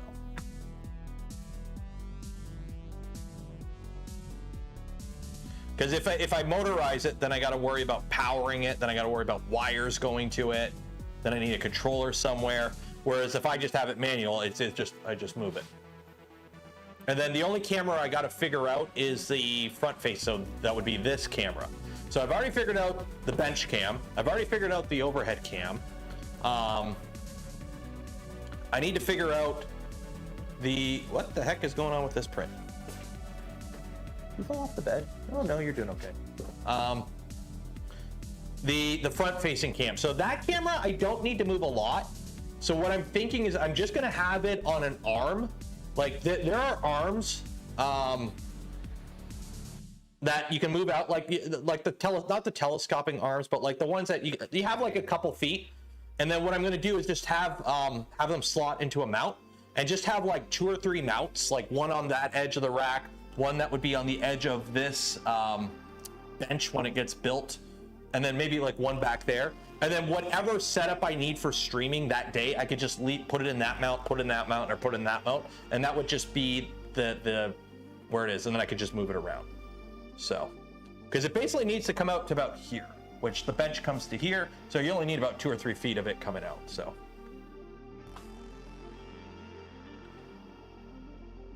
You probably need to belt. I wouldn't need to add, it shouldn't drift if it's level. Like even this, like if it's sitting like this, it shouldn't drift. Like you have to, like, and it's V-slot, you just make it tighter.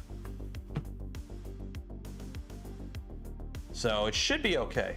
Corks Y, you don't need a Corks Y for a camera. Analog, baby, analog. If it ain't broke, don't break it. Don't make it more complicated. Yeah, tighten the V-slots until you get a flat spot. Those are just indexing points. What are you talking about? Let's see here. Let's see here. So if you guys want to know, let's see how the laptop is handling the stream. So right now, again, the laptop is just encoding a stream. Intel Extreme Graphics, yay. It's running Spotify. And I've got the giveaway page open and Twitter open. And as it is right now, oh, where's HTOP? That is the wrong, we're capturing the wrong monitor. You guys are seeing yourself. OBS, overlay, screen capture. No, I want this screen. No. There we go. Okay. There we go. Okay. Ready?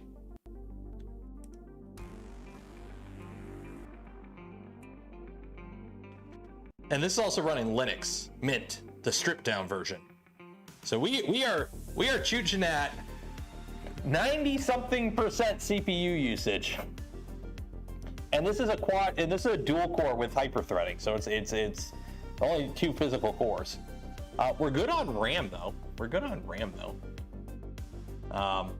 But yeah, she's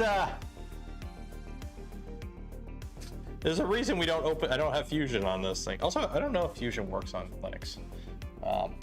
Yeah. He used to work with his actor in bullet time, built a rig of GoPros, put his face in and captured full 3D, potentially not. I think I remember seeing that. 210 watching, 100, like the smash button.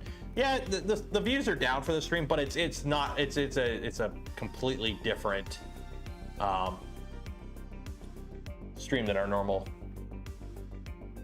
Oh yeah, flooring. So this is what I wanted to do for flooring, because I remember Uncle Jesse doing a video on this. So Uncle Jesse did this for flooring. There we go.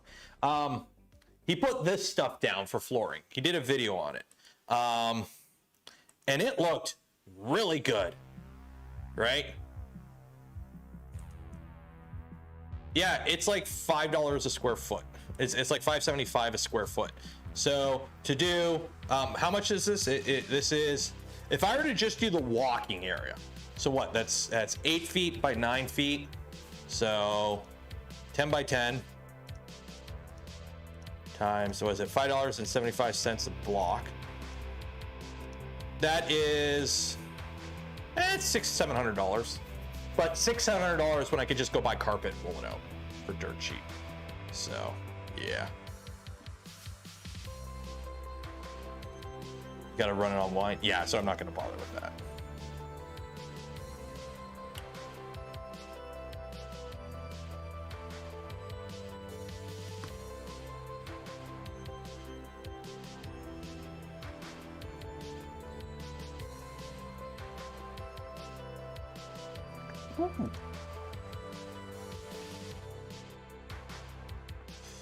Oh, that's cool. Joel got a Subi. Sold the Maverick. I'm loving my Subaru so far. You know, it's just a boring Crosstrek. I'm loving it so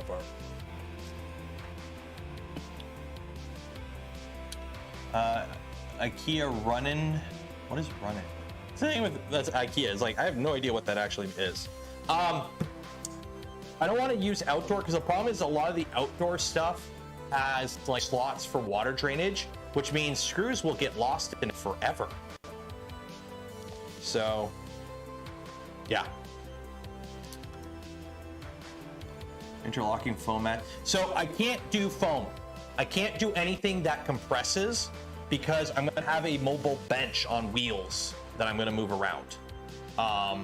So I need to be able to move toolboxes and whatnot over it. So whatever I get needs to be dense. That's why I'm thinking like that thin, like like the carpet you see in commercial, like that really dense carpet. Yeah. Basically, I just want, because right now I'm standing on concrete. So I wear shoes. I just wear shoes, like whatever. Like dense foam. It depends how squishy it is. Like I can't use like what was it? Somebody was suggesting horse stall mat. That might work. It depends. It's just basically imagine a toolbox that weighs several hundred pounds with wheels pushing on it. Will that make a divot? If it makes a divot, I don't want it. So yeah, I just want it so I'm not standing on bare concrete. So I just want something of a break. Like right now I got cardboard.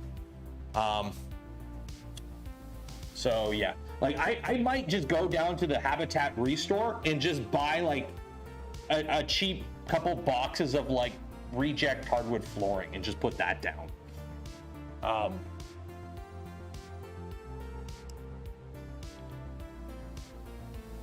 Industrial carpet and tiles. I don't want to stick anything down. I don't want to have to stick. That's why I'm thinking just get a roll of carpet.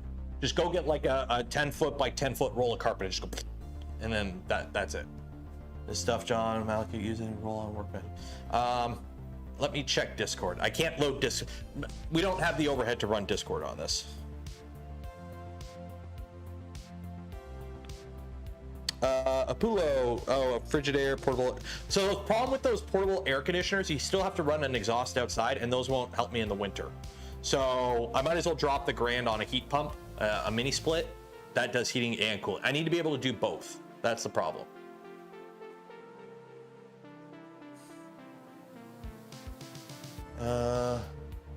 Swells up when it gets wet. Well, it shouldn't be too wet in here. Yoga mats are too soft. Laminate will lock together. Print the floor tiles in Galaxy ABS epoxy. I don't want to do paint. I don't want to do epoxy because I have to really prep the floor, which it's got stains everywhere because the previous owner did car stuff in here. So I'd have to like power wash it and scrub it and acid etch it. I don't want to deal with that whole mess. I just want something I put out and it's done. And if I destroy it, I can rip it up and put something else down. So yeah. Vinyl tiles. Yeah, it needs to either lock together or be one contiguous thing, basically. So I don't have to worry about it like separating. Yeah, we have a Restore. So I might hit up the Restore. I might just buy like literally hardwood. I might just buy cheap hardwood, like the really thin stuff, and just throw that down and just do like this area and call it a day.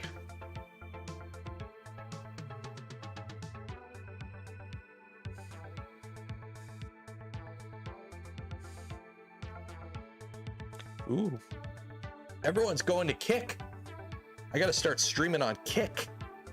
They just got Amaranth. XQC, cheap laminate. Yeah, I might just do that. I might honestly just go hit up a Restore, buy a couple boxes of like some reject color, and just put it down and call it a day. And if it gets destroyed, it gets destroyed. I just rip it up and put something else down. Big plywood sheets and epoxy paint. That's an option too, actually.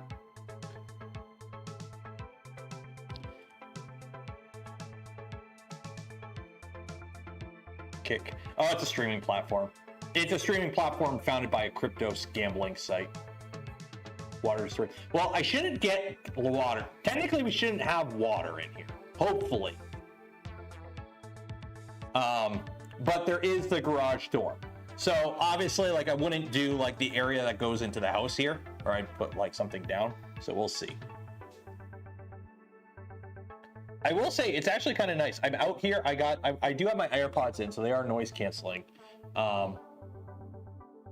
But one of the reasons, like, I'm out here for a couple reasons. One, so we can bounce ideas. Two, I have no other plans because the Rook kit will be here next week. The Mark IV kit is supposed to ship this week or next. So after Murph, we'll have builds. So we'll be back to our regular streaming content. So this is just killing time, basically, these streams. But it also gives me a chance to bounce ideas around and get input from people on what we're doing out here. But also, I want to know how it is out here. Like, you shouldn't, you should spend some time in a room before you work, see how it is. You walk the floor of a place you're getting a job at before you take the job. So, I've got an air conditioner on the other side of this wall. I've got a chest freezer, a refrigerator right there. I've got a fan going in here because it's hot as shit. My neighbors are outside. I want to see what it's like out here to stream in before we get into something big. Like, I don't want to hey guys, we're going to start a 10-hour build of a Prusa XL or a Prusa Mark IV or an Annex K3 or whatever. And it turns out I can't be out here for more than 20 minutes before I can't. So. What's the print? I don't know. Sandcrawler, Sandstalker. It's something it's failing. That's what it's doing. That's what it's doing. Oh, that print failed. Probably have to cancel that now. Noise curtain. We'll be getting all that later. Let me cancel that print actually. Yeah, one of the pieces failed. Pause print, stop print. Yes.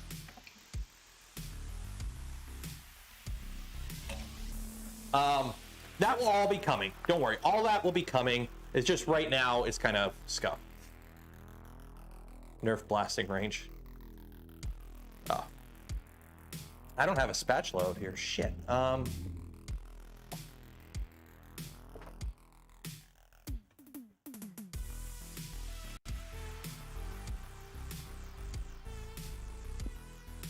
did the shelf turn out? It turned out shelf-tastic. Give me a second here. It's not a print room without failed first layers all over the floor, right?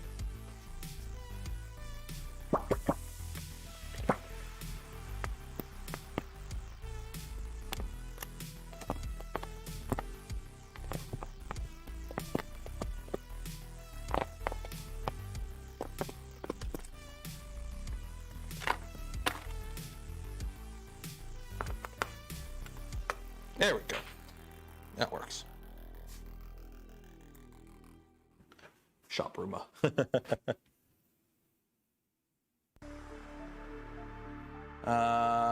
ASMR. But yeah, of course, everything's jank right now. Before I go to actually do any builds out here, I am going to do, we are going to go through and it's going to get better.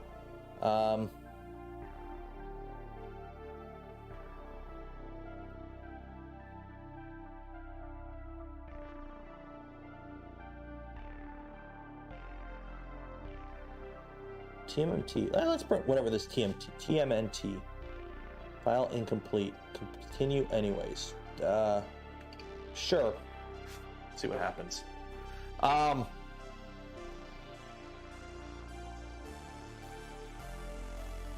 yeah, it's everything's scuffed right now. We know that. Obviously, I got to get cameras. I got to get all kinds of stuff. I don't want to be moving equipment from the one room to this room. I'm probably gonna have to do that for cameras for a bit because cameras are pricey. I'm hoping I could sort out a computer for out here relatively soon. I just need, a computer, a desktop. And then it shouldn't be too bad because we're gonna go right into builds. So I should be able to basically move everything from that room into here, or borrow stuff from the current studio room to the shop. We can do content out here as I acquire more stuff to basically settle up both. Because it does kind of suck that I have to kit out 2 separate locations, but it is what it is. It is what it is.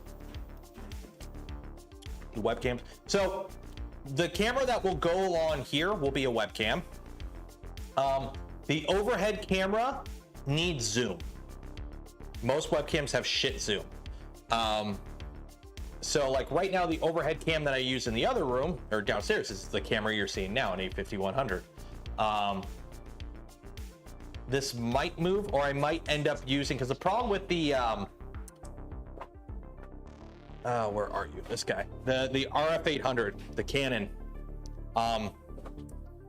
This thing, I think the sensor is dying on it. It doesn't look good. Like video off of this thing does not look good.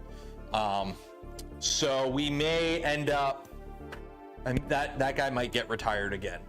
We'll see. Because otherwise that would be a decent overhead camera that's got zoom built in. So, but yeah, so we'll see. Can you get 2 sets of cable and come with a quick chain setup for camera tracks in both locations? From like one room to the other, not really, because most of these are mirrorless. So they're mounted in fixed position. This one I took down. This camera right here, the A50-100, took me like 2 to 3 minutes to actually take it down, involving cutting zip ties, because it's mounted up on the wall. I have to take the dummy battery out. I got to take the micro HDMI out. I got to unspin it off its mount, and then I got to undo the cables off of the hooks, which I have to get a chair for and sit on the bench and do, and then I bring it out here. So it's kind of annoying. A free cycle community. I think there is one in town. I'll have to look. The thing is, whatever computer I get has to be a full-size desktop, because I've already got a graphics card that I could put in it. It's a full-size graphics card.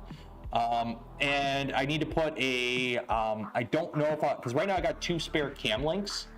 So I could use those. I'll probably end up using those for a bit, but at one point I would want to put an actual proper Cam Link Pro in it. And those are full-size PCI Express cards too. So it's got to be a full size. So yeah, and it has to be powerful enough to run the stream and slicing in CAD. So here's the thing, the stream actually on a new computer actually doesn't take out much. It's running fully on the graphics card. The encoding is all on the graphics card, and since you're not running a game, plenty of overhead. The CPU has to be modern though. It can't be like an ancient like i5 something like 2500K, as much as it probably would be fine. It just needs to be a modern computer. So also power draw. A bunch of people are suggesting I get like an old Dell Precision with like a Xeon. Yeah, this computer would probably be on all the time, and I don't need a toaster in this room. It's already warm enough. Is a graphics card 2-slot? 2.5. It's a 5700 XT Nitro. So yeah, it's AMD. It doesn't have NVENC, but it'll be fine. Plus, that means I can bring my VR goggles out here and play with all this room.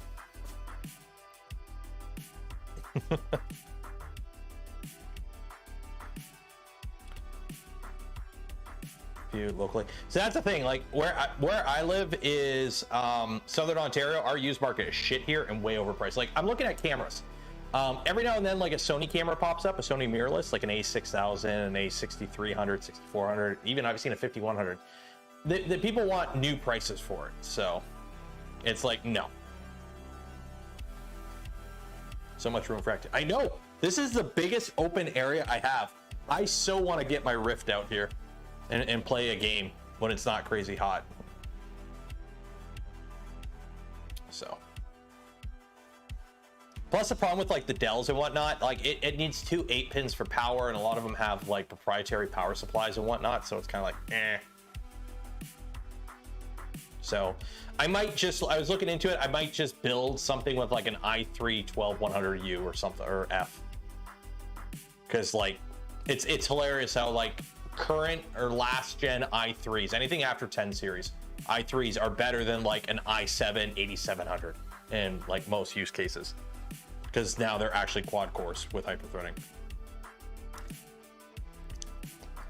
Use market in Michigan and stuff. Yeah, I've heard. Is what it is. Is what it is. So tomorrow I'm going to be doing trim work.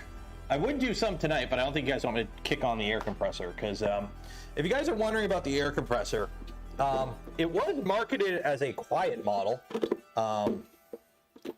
but in terms of quiet, it's not that quiet. Hello. A5000 if you don't mind using a firmware hack for clean HDMI out. Yeah, I know. Like, I like the A50. Like, this is an A50-100, and it's actually really good. It just doesn't do 4K. I like the main camera being 4K, so when I do, you know, funny punch-ins like this, where am I? Come over here. When I do punch-ins like this, I actually can keep the same pixel ratio, because you can move the fan. Sounds pretty quiet. Yeah, that's true. I like the main cam being 4K because it allows me to have different scenes with different like zooms in. So that way I can easily like punch in on, like, you know, if we were printing something on the desk, I could punch in on that. And because I don't stream at 4K, I stream at 1440p. When you take a 4K image and zoom in on 1440p, it's still the same pixel ratio, so it still looks good. So overhead camera, I'm not too worried about. The bench camera, I'm not too worried about, but the main camera, I do like having a 4K camera for that capability. Need something out of the freezer? No, you want the ice cream. I want ice cream now too. Here, no, just move all this.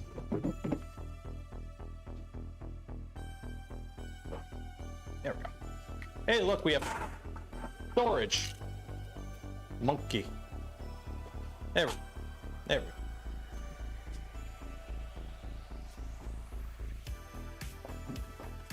There we go. What's the print he's doing? I'm doing a different print now. It was called the first print was called a Dune Striker, and that print failed.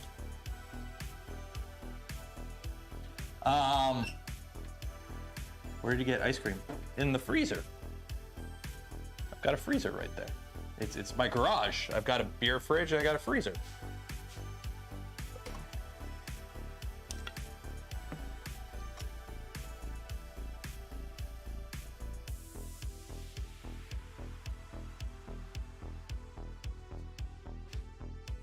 Does the garage mean we won't be getting doggo visits? We had a doggo visit right at the beginning of the stream because he was outside and he heard me in here and started whining at the door. So the light switch on the wall. Black ones from Sony. That's an outlet. That's an outlet. Are you talking about that light switch? That light switch is for the outlet above it. So if I plug in overhead lights. Did I bring enough for everyone? Everyone who's here right now, which is me.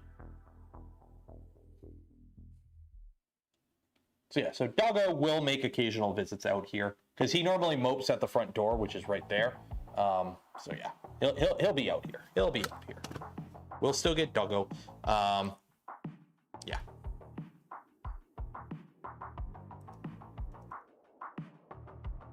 Doggo come back. I'll see if he wants to come in here. Want to come say hi, buddy? Want to come say hi? Oh.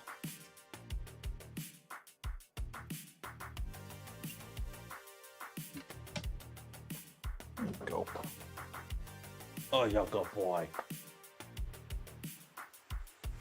You getting sleepy? Were you sleepy? Butchkatches, butchkatches.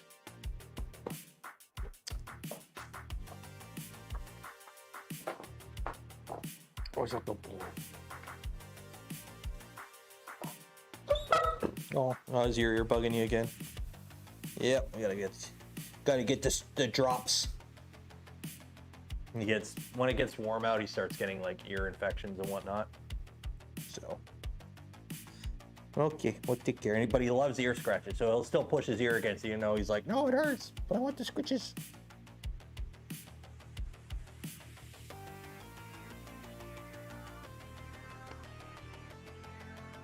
Good boy. Look at all this. You are getting so white. But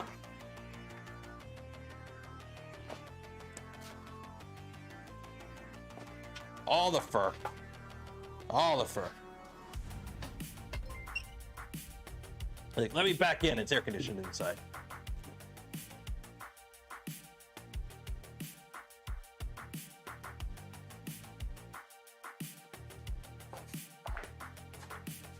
Tinker and $10 doggo treat fund. He has all the treats he needs. Yeah, he gets oh shoot, what'd I do? Control Z, shoot, I lost chat. Shoot, I lost chat. 1 second. Pop out chat. And back on. There you go. Chat, where'd you go? There we go. Okay, there we go. There we go. Mod check. Mod check for what? There you go. Found you. Don't worry, I found you.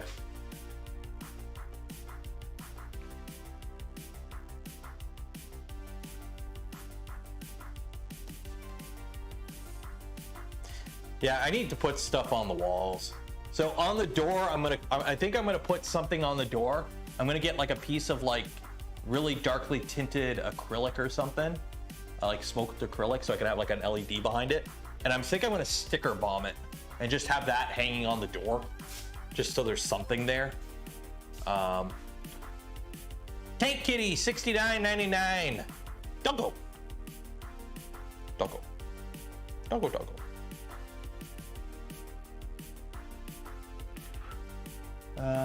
We were a lot of supplies. We knew where we were in the first place. That is true. That is true. He doesn't have any hip issues, actually. He's mixed breed, so he's actually like quarter husky, I believe it is. So he's actually dodged a lot of the inherited, like that kind of stuff. Like he doesn't have any of those issues, luckily. So.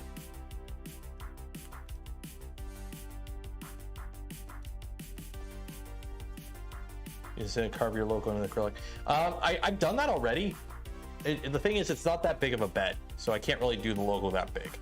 But I might do a small one and just do like the just the light up, just so I have something. So.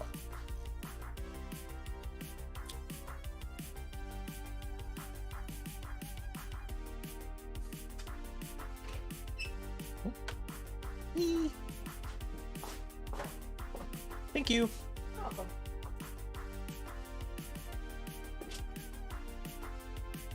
There we go. It's getting warm out here, so. Cookies and cream. I got ice cream. I got shitty White Claw. We're now up to 57% humidity in here. It is great. Although the temperature has gone down, it's 24.6 now.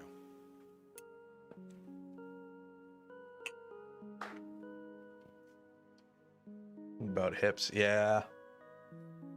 Black, yeah, so I'm thinking get like a piece of black acrylic, roughly that big, rounded corners, and then what I'll do is I'll have it on like I'll just get a sheet of like MDF or plywood, cut that so that it's like an inch smaller than the black acrylic, paint it black, and then put that together so that the acrylic's like raised a bit.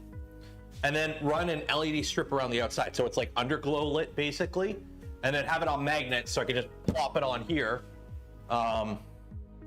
There's an outlet right here. Actually, it would probably have to plug in up there or something because the door has to open. And then I'll sticker bomb it with like all the manufacturer stickers and just a bunch of stickers. So. Doggo's name is Coda, K-O-D-A, Coda.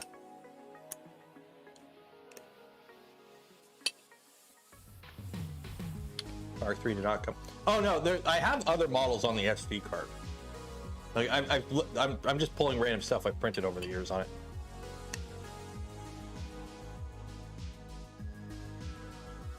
A monitor. That would be kind of cool. Like I have thought of having a monitor with like chat on it, or like I know there's Arduino projects like Raspberry Pi where you can have like, you can pull from the API and like have like the newest subscriber to the channel or the newest channel member on like a banner that pops up or something like that. Bear from, I think so. Doggo is wifey's doggo, so I think it's from Brother Bear, but I have not seen that movie, so. Take Kitty 1 year, woo!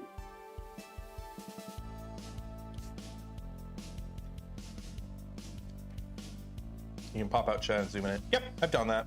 That's what I have right now. V2.4 350 kit. I think I overmet. You got it.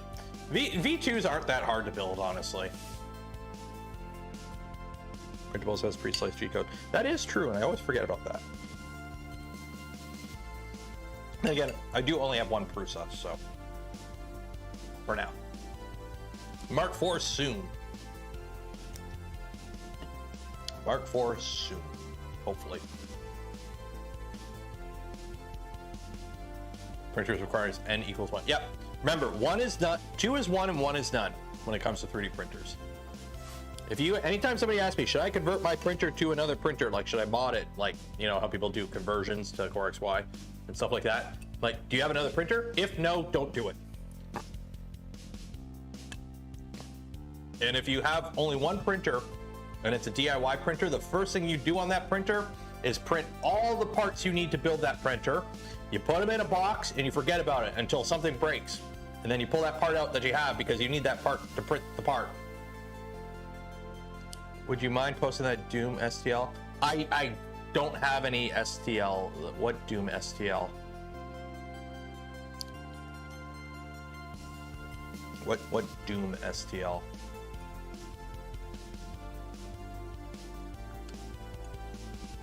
If you're talking about the Dune Striker, it's a paid model, so no. It is a, I can't remember who did it, but it's a paid model.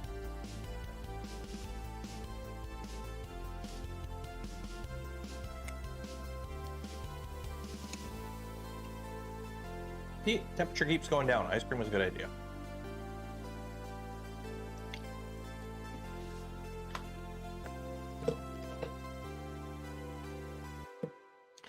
But I'll show you what I did today. So since I took this camera down, actually, I can't do Discord. Okay, you won't get the full image because you'll get the shitty Twitter crushed version. But I bought a Helios 44-2 lens. So it's a Soviet lens. It's fully manual. It's a Soviet lens from like the 80s or 70s or something. So it's called the Helios 44-2. I'm not a photographer. I for one, I shake like that. I suffer from essential tremor, so anytime I'm holding anything, it's like so I shake. But and I got a phone, so that's what I use to take photos. But since I had this camera down, I was like, you know what? Let's go take some photos. So I went and got I got the Helios 44-2. And I went out back and I took some photos with the little guy and the doggo. So this is the camera, the A5100. So this is an adapter because it's like 42-1 thread or something like that. So this is an adapter right here. This is the lens. And I went and took some photos. So this is a fish fly on a basketball. With bokeh in the background. Look at the bokeh. So this is a fish fly, and you can actually, unfortunately, Twitter crushes the image, so you don't get to zoom in all the way. But this thing has such a shallow depth of field, like trying to actually focus it like properly is a pain because you have to be like right on. Like, here's your little man. Trying to focus on a 5-year-old hopping around everywhere. Yeah. So anyways, like, look, his shirt is in focus. This is in focus. His face isn't. From your nose to your chest is like 1 or 2 inches of depth. So yeah, so like, but look, you could see like, it's got a swirly bokeh effect, which is really cool. And then I think the last one's Doggo. I took a picture of Doggo. Yeah, Doggo, just Doggo being Doggo.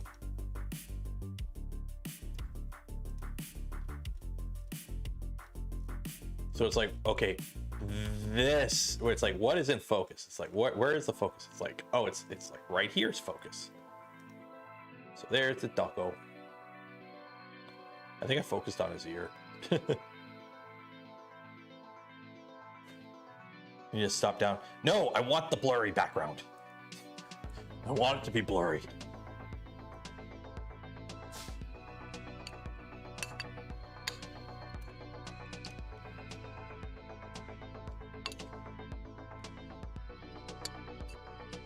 That's the look of Empire. He was. I'm like, hey, go down. He's like, the whole point of the lens is a weird bokeh. Yeah, that's the point of the lens. People buy the lens because one, it's cheap. But they paid like 50 bucks plus shipping plus the adapter from a Etsy store in Ukraine. Yeah. So, yeah, the lens has a defect where it does the swirly bokeh. It's got really swirly bokeh. That's why people use the lens. It's literally for that effect.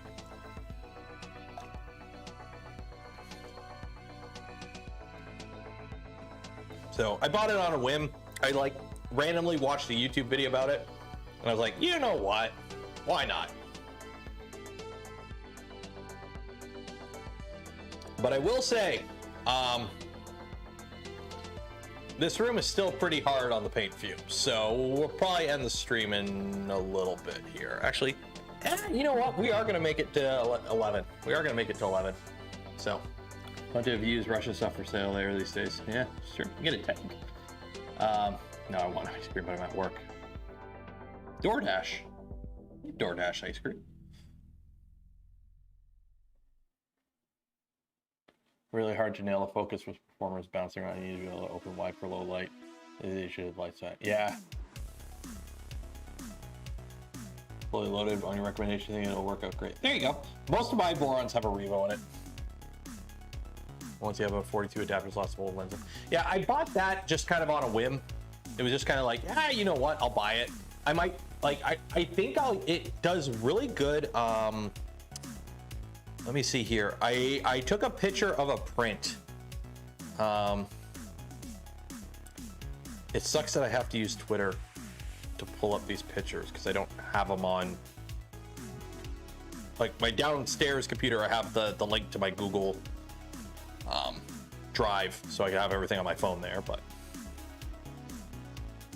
yeah.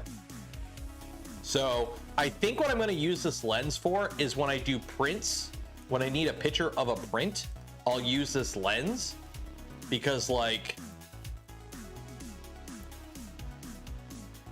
this is that resin print of Lilith, a Chelsea model. I took this. This was with the A6400, but with the Helios 44-2 lens. So yeah. I really like how it's a really good, what is it? People call it, it's a portrait lens. So for taking picture prints, I think it'll work really good for that. So, because it really, especially with the very blurry background, it makes the subject pop out more. So, and I'm sure that image looks great when it's compressed through a really shitty encoder at 4,500 kilobits a second, uploaded to YouTube, and then YouTube re-encodes it. So.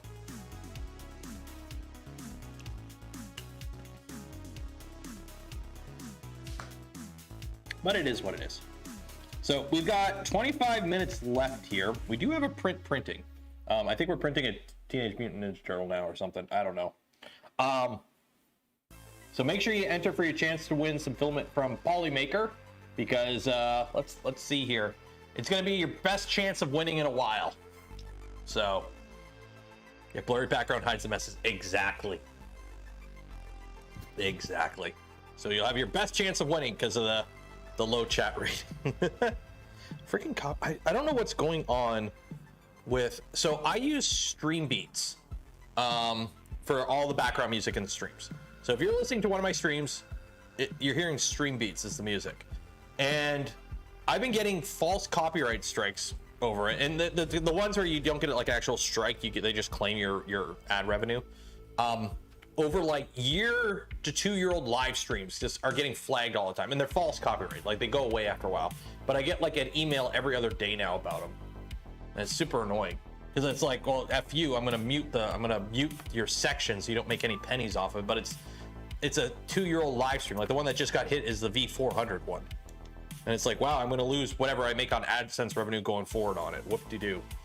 But Jeff Montgomery, 5 gifted community memberships. Cheers.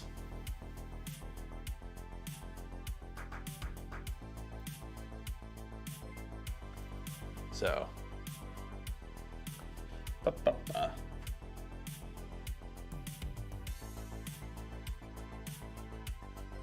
we're getting there. We're getting there. I'm actually kind of happy on how much room we got here. I really like the color. I like the color. The colors will look better. The door will look better once it has trim on it. Let me see here. I gotta paint all this.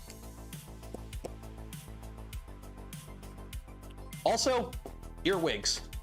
I got a ton of earwigs in here. It is super annoying.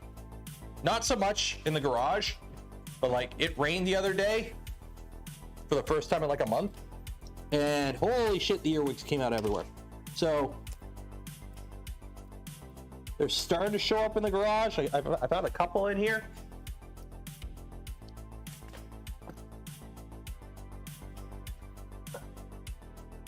So, gotta put this all around the doors. Wow, this thing is so out of square, it's ridiculous. So that'll go around the doors. I gotta put that all around the doors. And then also, because it's 3.5 inches, I've got like 10 of these. I can cut them and make the boxes to put the insulation in and make the acoustic boxes out of. So, yeah.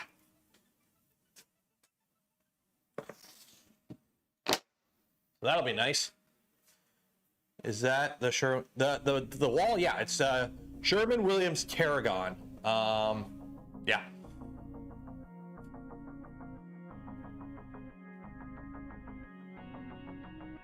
Door needs a Voron motif. In case you haven't noticed, I actually don't have a lot of Voron branding on this channel. Yes, we build a ton of Vorons, let's be honest.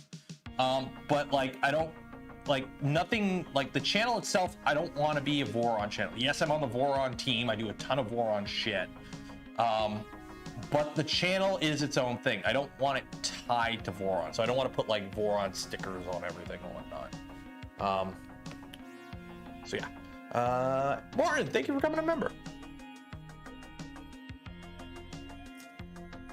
I wasn't actually planning to do the trim today. I was going to do the trim on the stream. But then I forgot.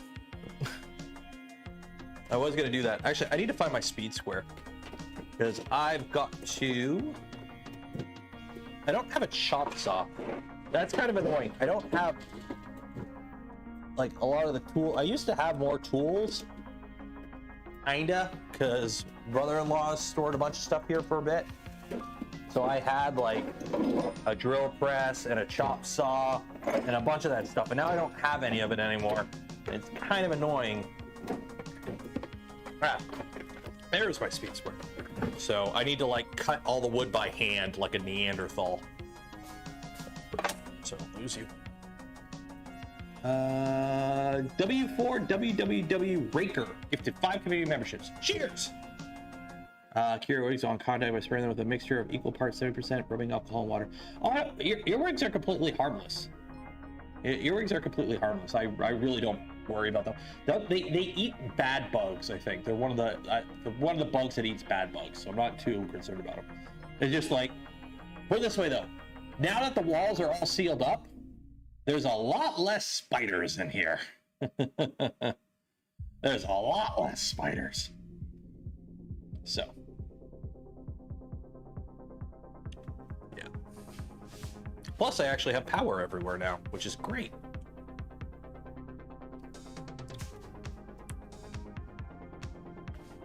Japanese pull saw. You want to see my saw? Let me go find my saw. Let me go find my saw. Where's my saw? Yeah.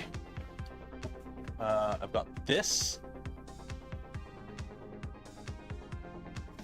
And you want to see my hand saws?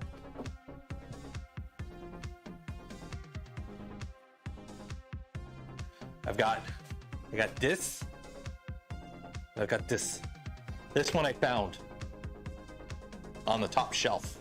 There used to be shelves, like where the garage door is. There used to be shelves on the wall, and one of those shelves was literally in line with the tracks for the garage door. So I never even looked up there, and I found this on there, and it's all rusty and shit. Actually, this might be one of them pull saws, or no, it's a push. Yeah, but yeah, these are my saws. I've got like a circular saw too. That's an actual proper saw.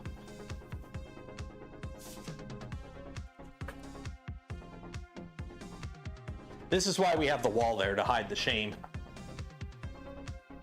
You want with your miter box? A miter box? We ain't got no miter box. I might print one. But here's the thing. Remember, it doesn't have to look good. It just needs to look good on camera. So for example, I completely fucked up that corner with the trim. You can't see it. You didn't even know that was there until I pointed it out just now. So again, it just needs to look good on camera. That's a tenon saw. Okay. I call it a wood choppy thing.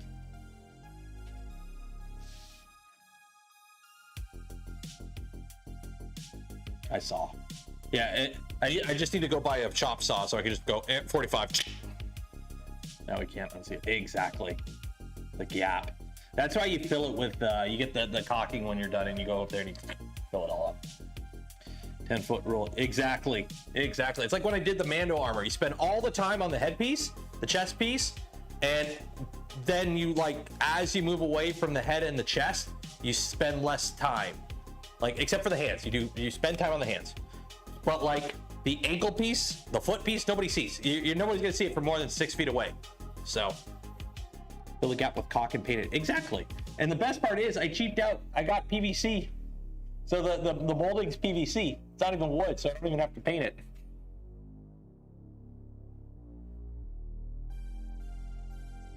So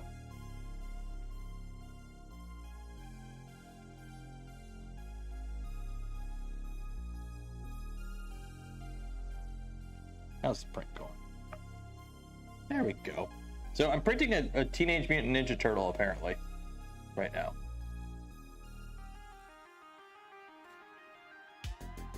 But yeah, so that's the thing with humidity. Like right now it's 57% humidity. So I'm gonna be a little worried about humidity in the summer out here printing stuff. So the bamboo will be out here because it's got the AMS, so at least that's a dry box. So got that going for it, which is nice. We'll see. Moist. It's moist. Which I do need to convert my other AMS to a Hydra because the first AMS jammed up, and I think there's been some updates to the Hydra. So I got to do that.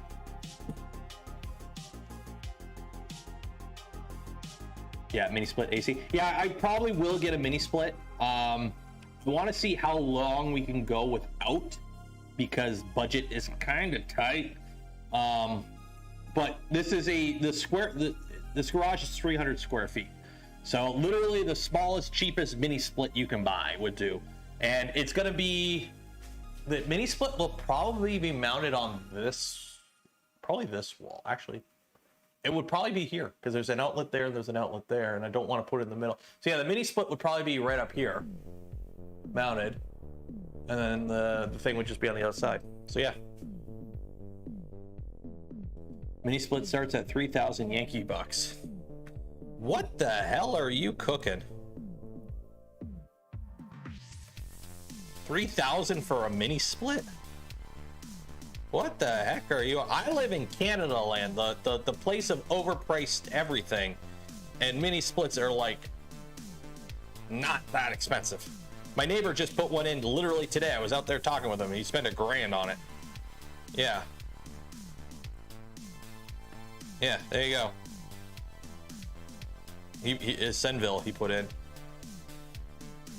and he spent $1,000 on it. It's like, it's one side. It's like a 9,000 BTU one, I think. But yeah, you can get them for $1,000. So.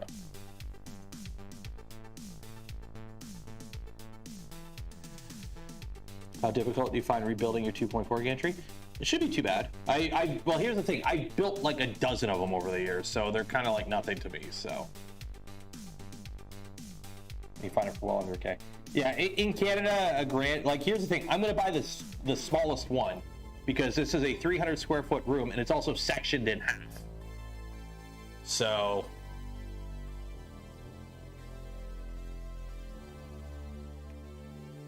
take a look at this. Okay, a Monkey Butler. Yes, I've seen that camera hanging thing. The thing is, I'm gonna have too much hanging from the ceiling to do that, I think, because I'm gonna have the acoustic boxes and then also shop lights and dry core subfloor. Yes. How expensive is that though? I don't want to spend a lot of money. It's got to be like a couple bucks a square foot at most. But yeah, I know dry core you put in the garage or in your basement. You only need 8,000 BTU. Yeah. You're not allowed to cover the panel. What, that panel? I could cover it. I'm putting a box over it. It just has to be accessible. I'm not covering it. There'll be like a little lid that I could take off so you don't see it. You're allowed to put stuff over it. Or actually, no, you're allowed to go flush to it. That's what it is. You're allowed to go flush to it. That's what it is. You can't actually cover the panel, but what I'm going to do is build a box around it and just have it like come up to here and be flush. So, yeah.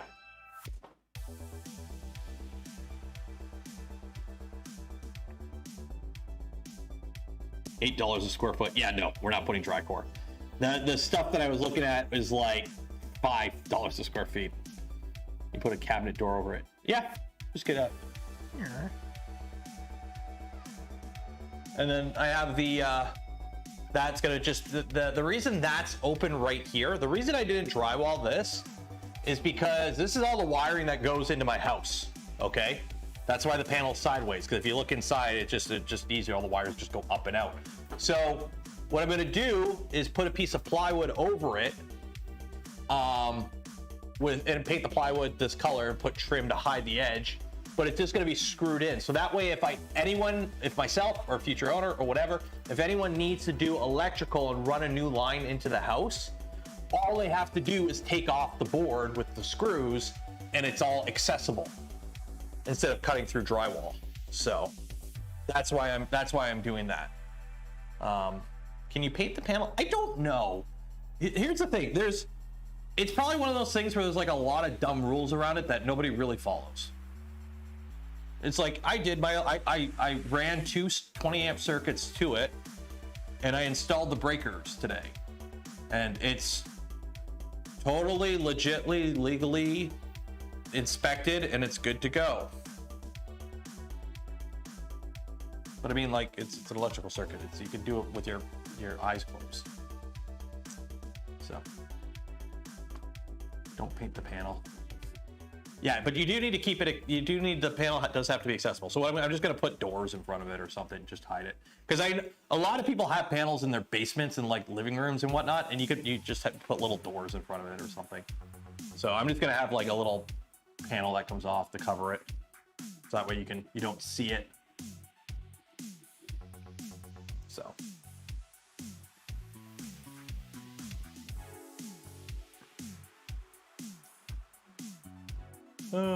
Dry core 2x2 panels and square foot. Yeah.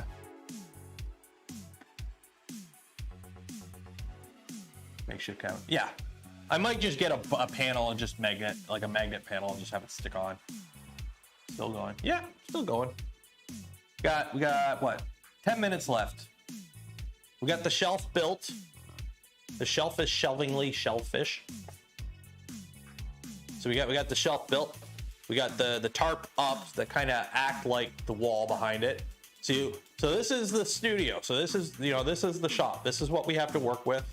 There's the floor. So if you're wondering how much room we have, this is the extent of what will be from here all the way to where the that stuff's hiding. That's the extent. And then if you want to see the shame, there's all my stuff. So this is why I didn't take over the whole garage, because I need somewhere to put all this shit. So I will be getting a shed. Hopefully, I know what shed I'm getting. I'm waiting for it to go on sale because I don't want to spend $500 on it. I'd rather spend less. But I'm putting a shed on the other side of this wall. I have some space, so I can put like all the shovels and all that shit out there. So dry core is really $2 a square foot. I might do that then. The thing is also, I don't want to lip. I don't want to step. Like, I don't want to step up or step down into this room. So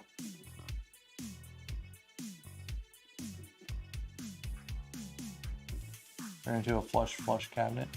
Oh, I'll figure it out.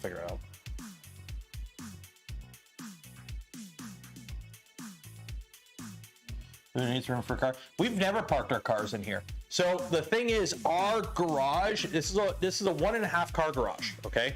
So it's a 1.5 car garage, but we've never parked cars in here. And the reason for that is we have a 2-car driveway, and our driveway, technically you can fit probably 6 cars in our driveway, but the sidewalk goes through our driveway and you can't block the sidewalk.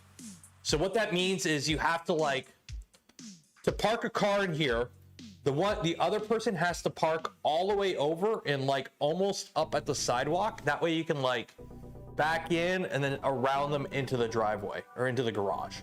And it's just a pain in the ass. So me or the wifey, we've never parked in the garage. It's never bothered to. Costco shed at $1,700. I'm not getting a Costco shed.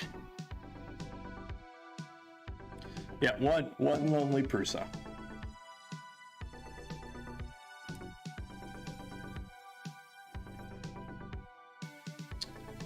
So yeah. So I gotta space that out. I gotta figure out exactly where that's gonna live, bolt it down, run the cable, get heavy duty curtains so that I can seal off this area. Welcome to Costco, I love you. Costco is awesome. Costco is awesome. I bought this camera at Costco because this was this and a cam link were the first big purchases for the channel. And I went with that because I needed another camera because I only had the Logitech C920. And I wanted 2 cameras. So I was gonna buy another webcam.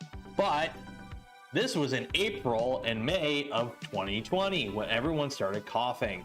So what happened was webcams, because everyone was working from home, didn't exist anymore. You couldn't buy them and they were stupidly overpriced. So I bought that plus a cam link. That was on sale. It was like $179 or something for the camera. $60 for the cam link. And that was like $30 more than a C920 at scalper prices or something stupid like that. So bought at Costco and it's breaking. I don't have the box for it. I don't have the receipt for it. It's covered in drywall dust. I'm not going to be that guy. I'm not going to be that guy. I got to clean off my my monopod. It's covered in dry. That's why I'm recording everything. I could have used honestly, I probably should have used the GoPro. But I literally recorded all the reno with this because of it's a garage. It's a reno. Usually you record that on your shitty camera, right? Embrace the scuff. Little Caesars and Vernors. Can't get that at Costco. I think I have seen Vernors at Costco. I think I have seen Vernors at Costco. Now, granted, it's a Costco in Windsor, Ontario, but I'm pretty sure I've seen Vernors at Costco. Might have been Canada Dry though. Eh.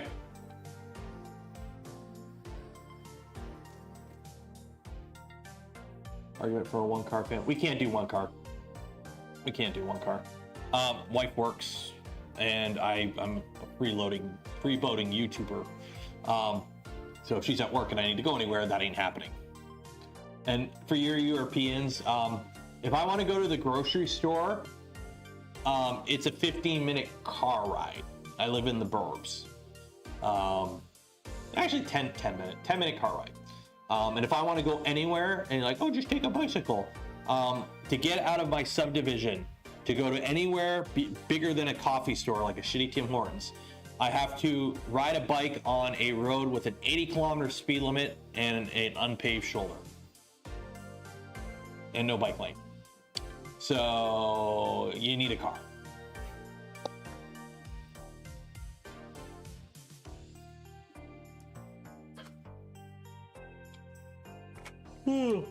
Plus, I love the Subaru. It's so nice.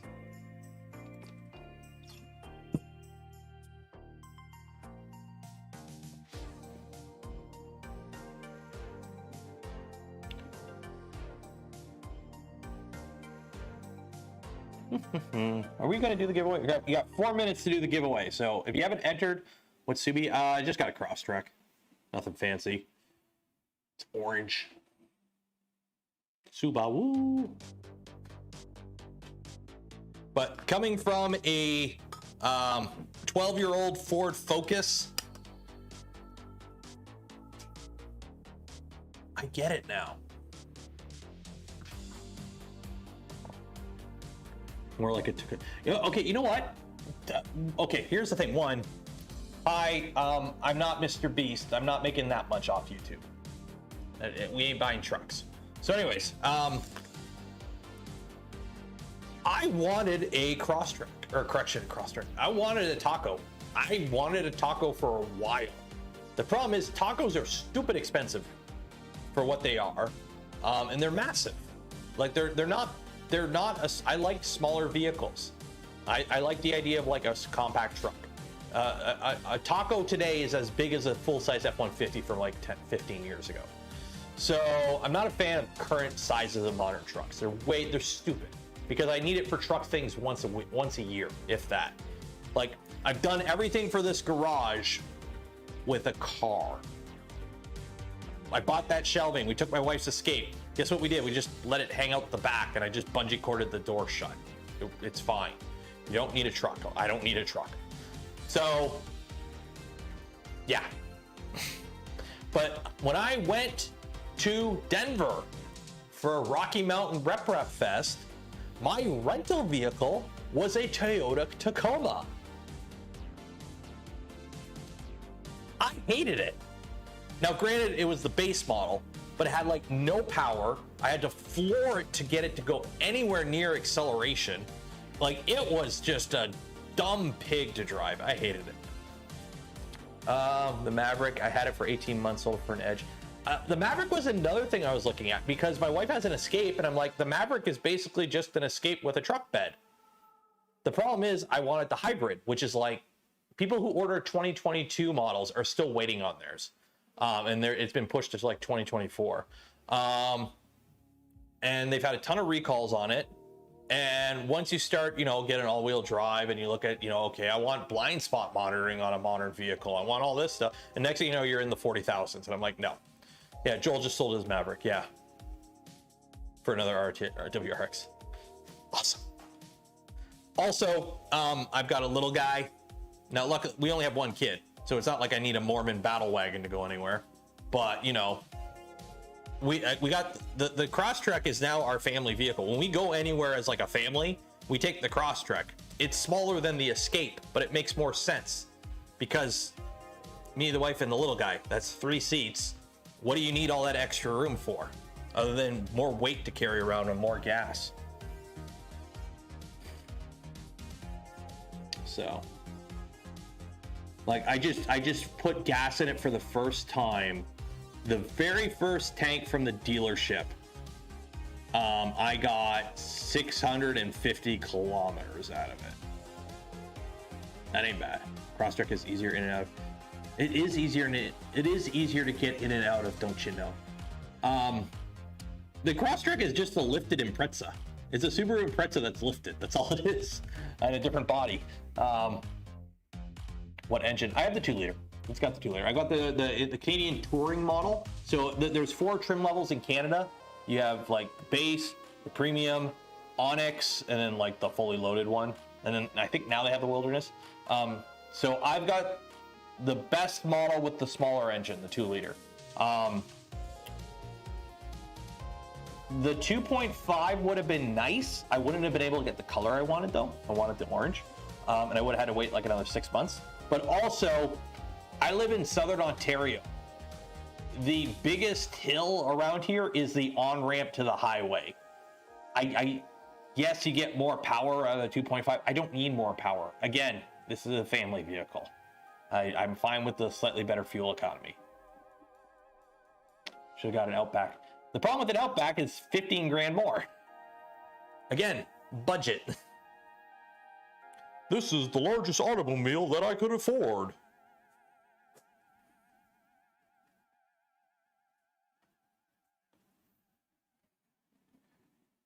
K-Truck Drivers Unite. There is a guy who lives like 5 minutes from me with a K-Truck, and I want it so bad.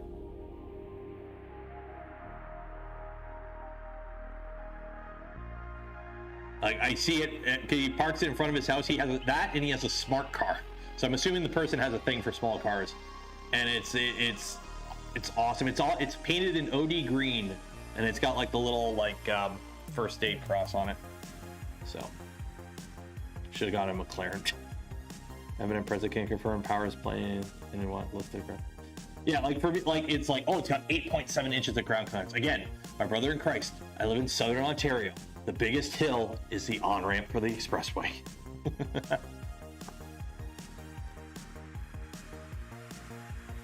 But yeah, so I got the Touring. It was 32,000 before taxes and fees and financing, which is stupid right now.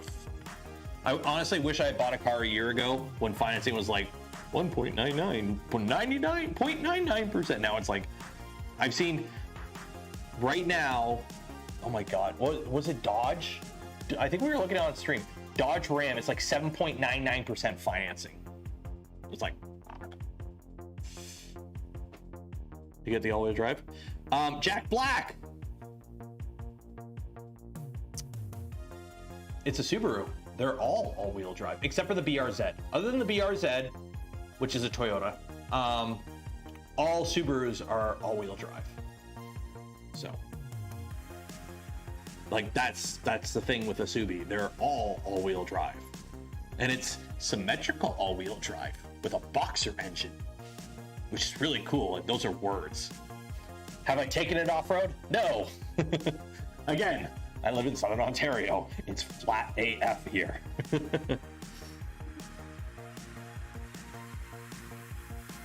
Printed Jeep. With that weird flat one. Yeah, it's got the boxer. No turbo? Nope. It's a family vehicle. What do I need a turbo for? I drive it to get groceries. And actually, the reason I got it, I planned on driving the Focus until it died. But then, guess what? I got to drive to like Goshen, Indiana next week. And then I got to drive to Bel Air, Maryland in a couple months. And I might be doing other YouTuber stuff where I got to drive places. I like driving. I like just cruising. I have no problem cruising. I love driving. So I'm like, I kind of need to get places reliably. And the reason I flew to Chicago is a 4-hour drive for me. It's about the same drive as going to Goshen. I was going to drive to Chicago for Rapid. And then I realized my Focus, which the air conditioning has died on, or did die on it, it made weird noises and the ball joints were going. It has a chance of dying in Gary, Indiana. I don't want my car to die in Gary, Indiana. So I flew. Thank you, Jason. A lot of eco boxes. You'll put a turbo. Yeah, my wife's Escape is that. My wife's Escape has a 1.5 liter engine with a turbo, and it is peppy. Don't get me wrong. It's not bad. But like you could tell, like that turbo is doing all the work if you try to accelerate. But it's not bad. It's got 100,000 on it. Although the check engine light likes to pop on and off all the time now. So.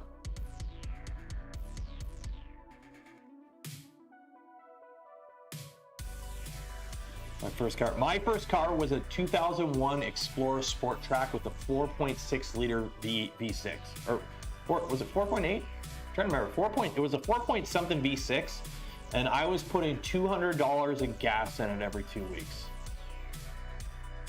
driving to work and back. That's why I got the Focus, because literally half the car payment was what I only paid half the car payment because the amount of gas I was saving covered half my car payment at the time. Like the wall car. Thank you. Okay, so we're gonna do the giveaway because we've run long and I've run out of things to talk about, I think, because we're talking about cars. Usually once we go like way off topic, it's time to end the stream. So as we figured out yesterday, this computer, it does not handle, Wheel of Names is asking too much.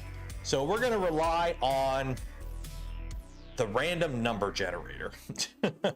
So we're not gonna have a fancy wheel spin. You're gonna have to take my word for it because I can't show you the actual list because I don't want to dox anyone. Random number generator. ThinkPad. Actually, I like this. This laptop has been great for everything except for running a stream. It's got a decent screen. It's got decent battery life. It's got an i5 6500U in it, I think. It's good for just being a generic everyday laptop. I've got Linux on it, so it runs pretty snappy. The only thing is it doesn't have power. So, you know, hey, can you encode a stream? Oh, yeah, now you have a problem. Okay. Hey, Darren, you're the last one to get in. Okay, so we got 482 people. 482.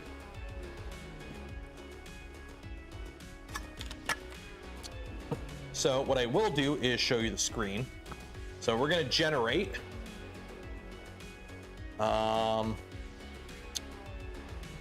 482, and the winner will be number 57.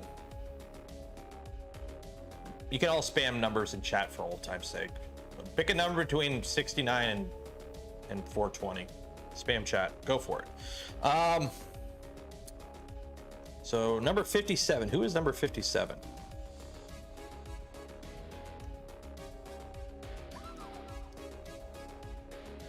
Kazakh, or Karzak. Karzak.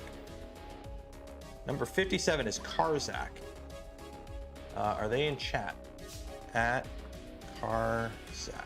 No, they're not in chat, but it's that person. That's the name they put. Karzak. Congratulations. How do you know what your number is? You don't. I have it. Like, because it pulls a spreadsheet, and there's 482 people in the spreadsheet, and I just picked the random number. So because this computer cannot handle Wheel of Names, unfortunately, I can't show you the because it's got emails, and I don't want to accidentally dox anyone. Actually, one second here. I don't want to delete row. Right, can I hide it? Can I hide the row?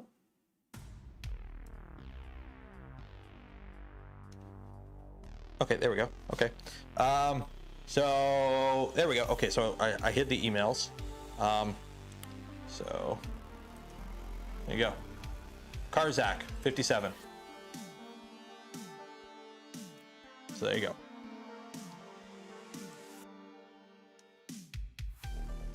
Also, 1, 2, 3, 3 people don't know what 3 plus 4 is. Thought we agreed on me winning today. Sorry, Maker Viking. Maybe next time. Yeah, this laptop, I could feel the heat coming out of it. This is a perfectly serviceable laptop. It's just, you know, trying to encode a stream is a little much for it. So, what is it? Oh, that's CNC bit. Is that broken? Nope, that's not broken. So yeah, so we got the shelf built. It's shelvingly good. You guys had fun? This was a fun stream. A little bit random. Next Tuesday, I don't know what we're doing next Tuesday. We'll probably be back in the print room. I think it's supposed to be hot next week. I can't remember. And then there will be a stream. There won't be a Friday stream next week, but there probably will be a Thursday stream because next weekend is Midwest Rep Fest, and I'll be traveling on Friday. Defrosted breads. I don't have to, because I think we're going out for breakfast tomorrow because it's Father's Day. I don't know yet. So yeah, and then when we come back, if all goes well, I'll have. Do I got something on my hat? I do.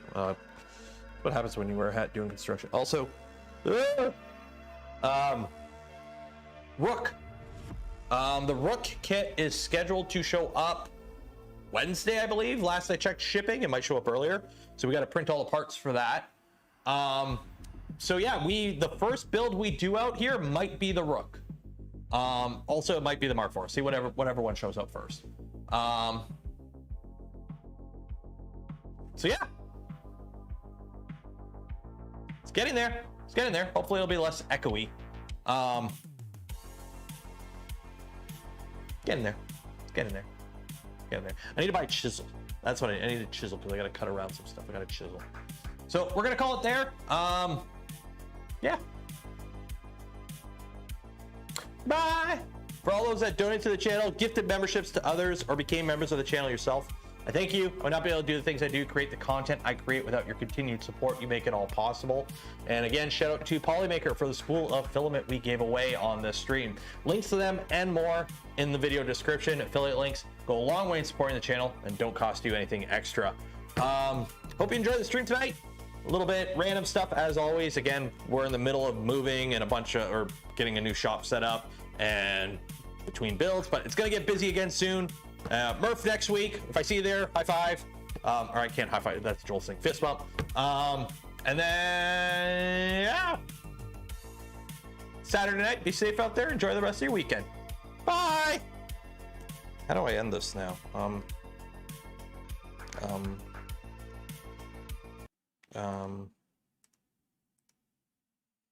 1 second here.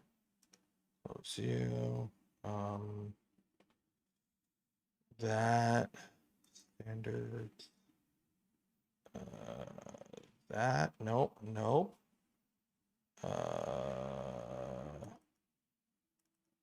There we go. Okay, good night. I'm gonna put the mouse. There's the mouse.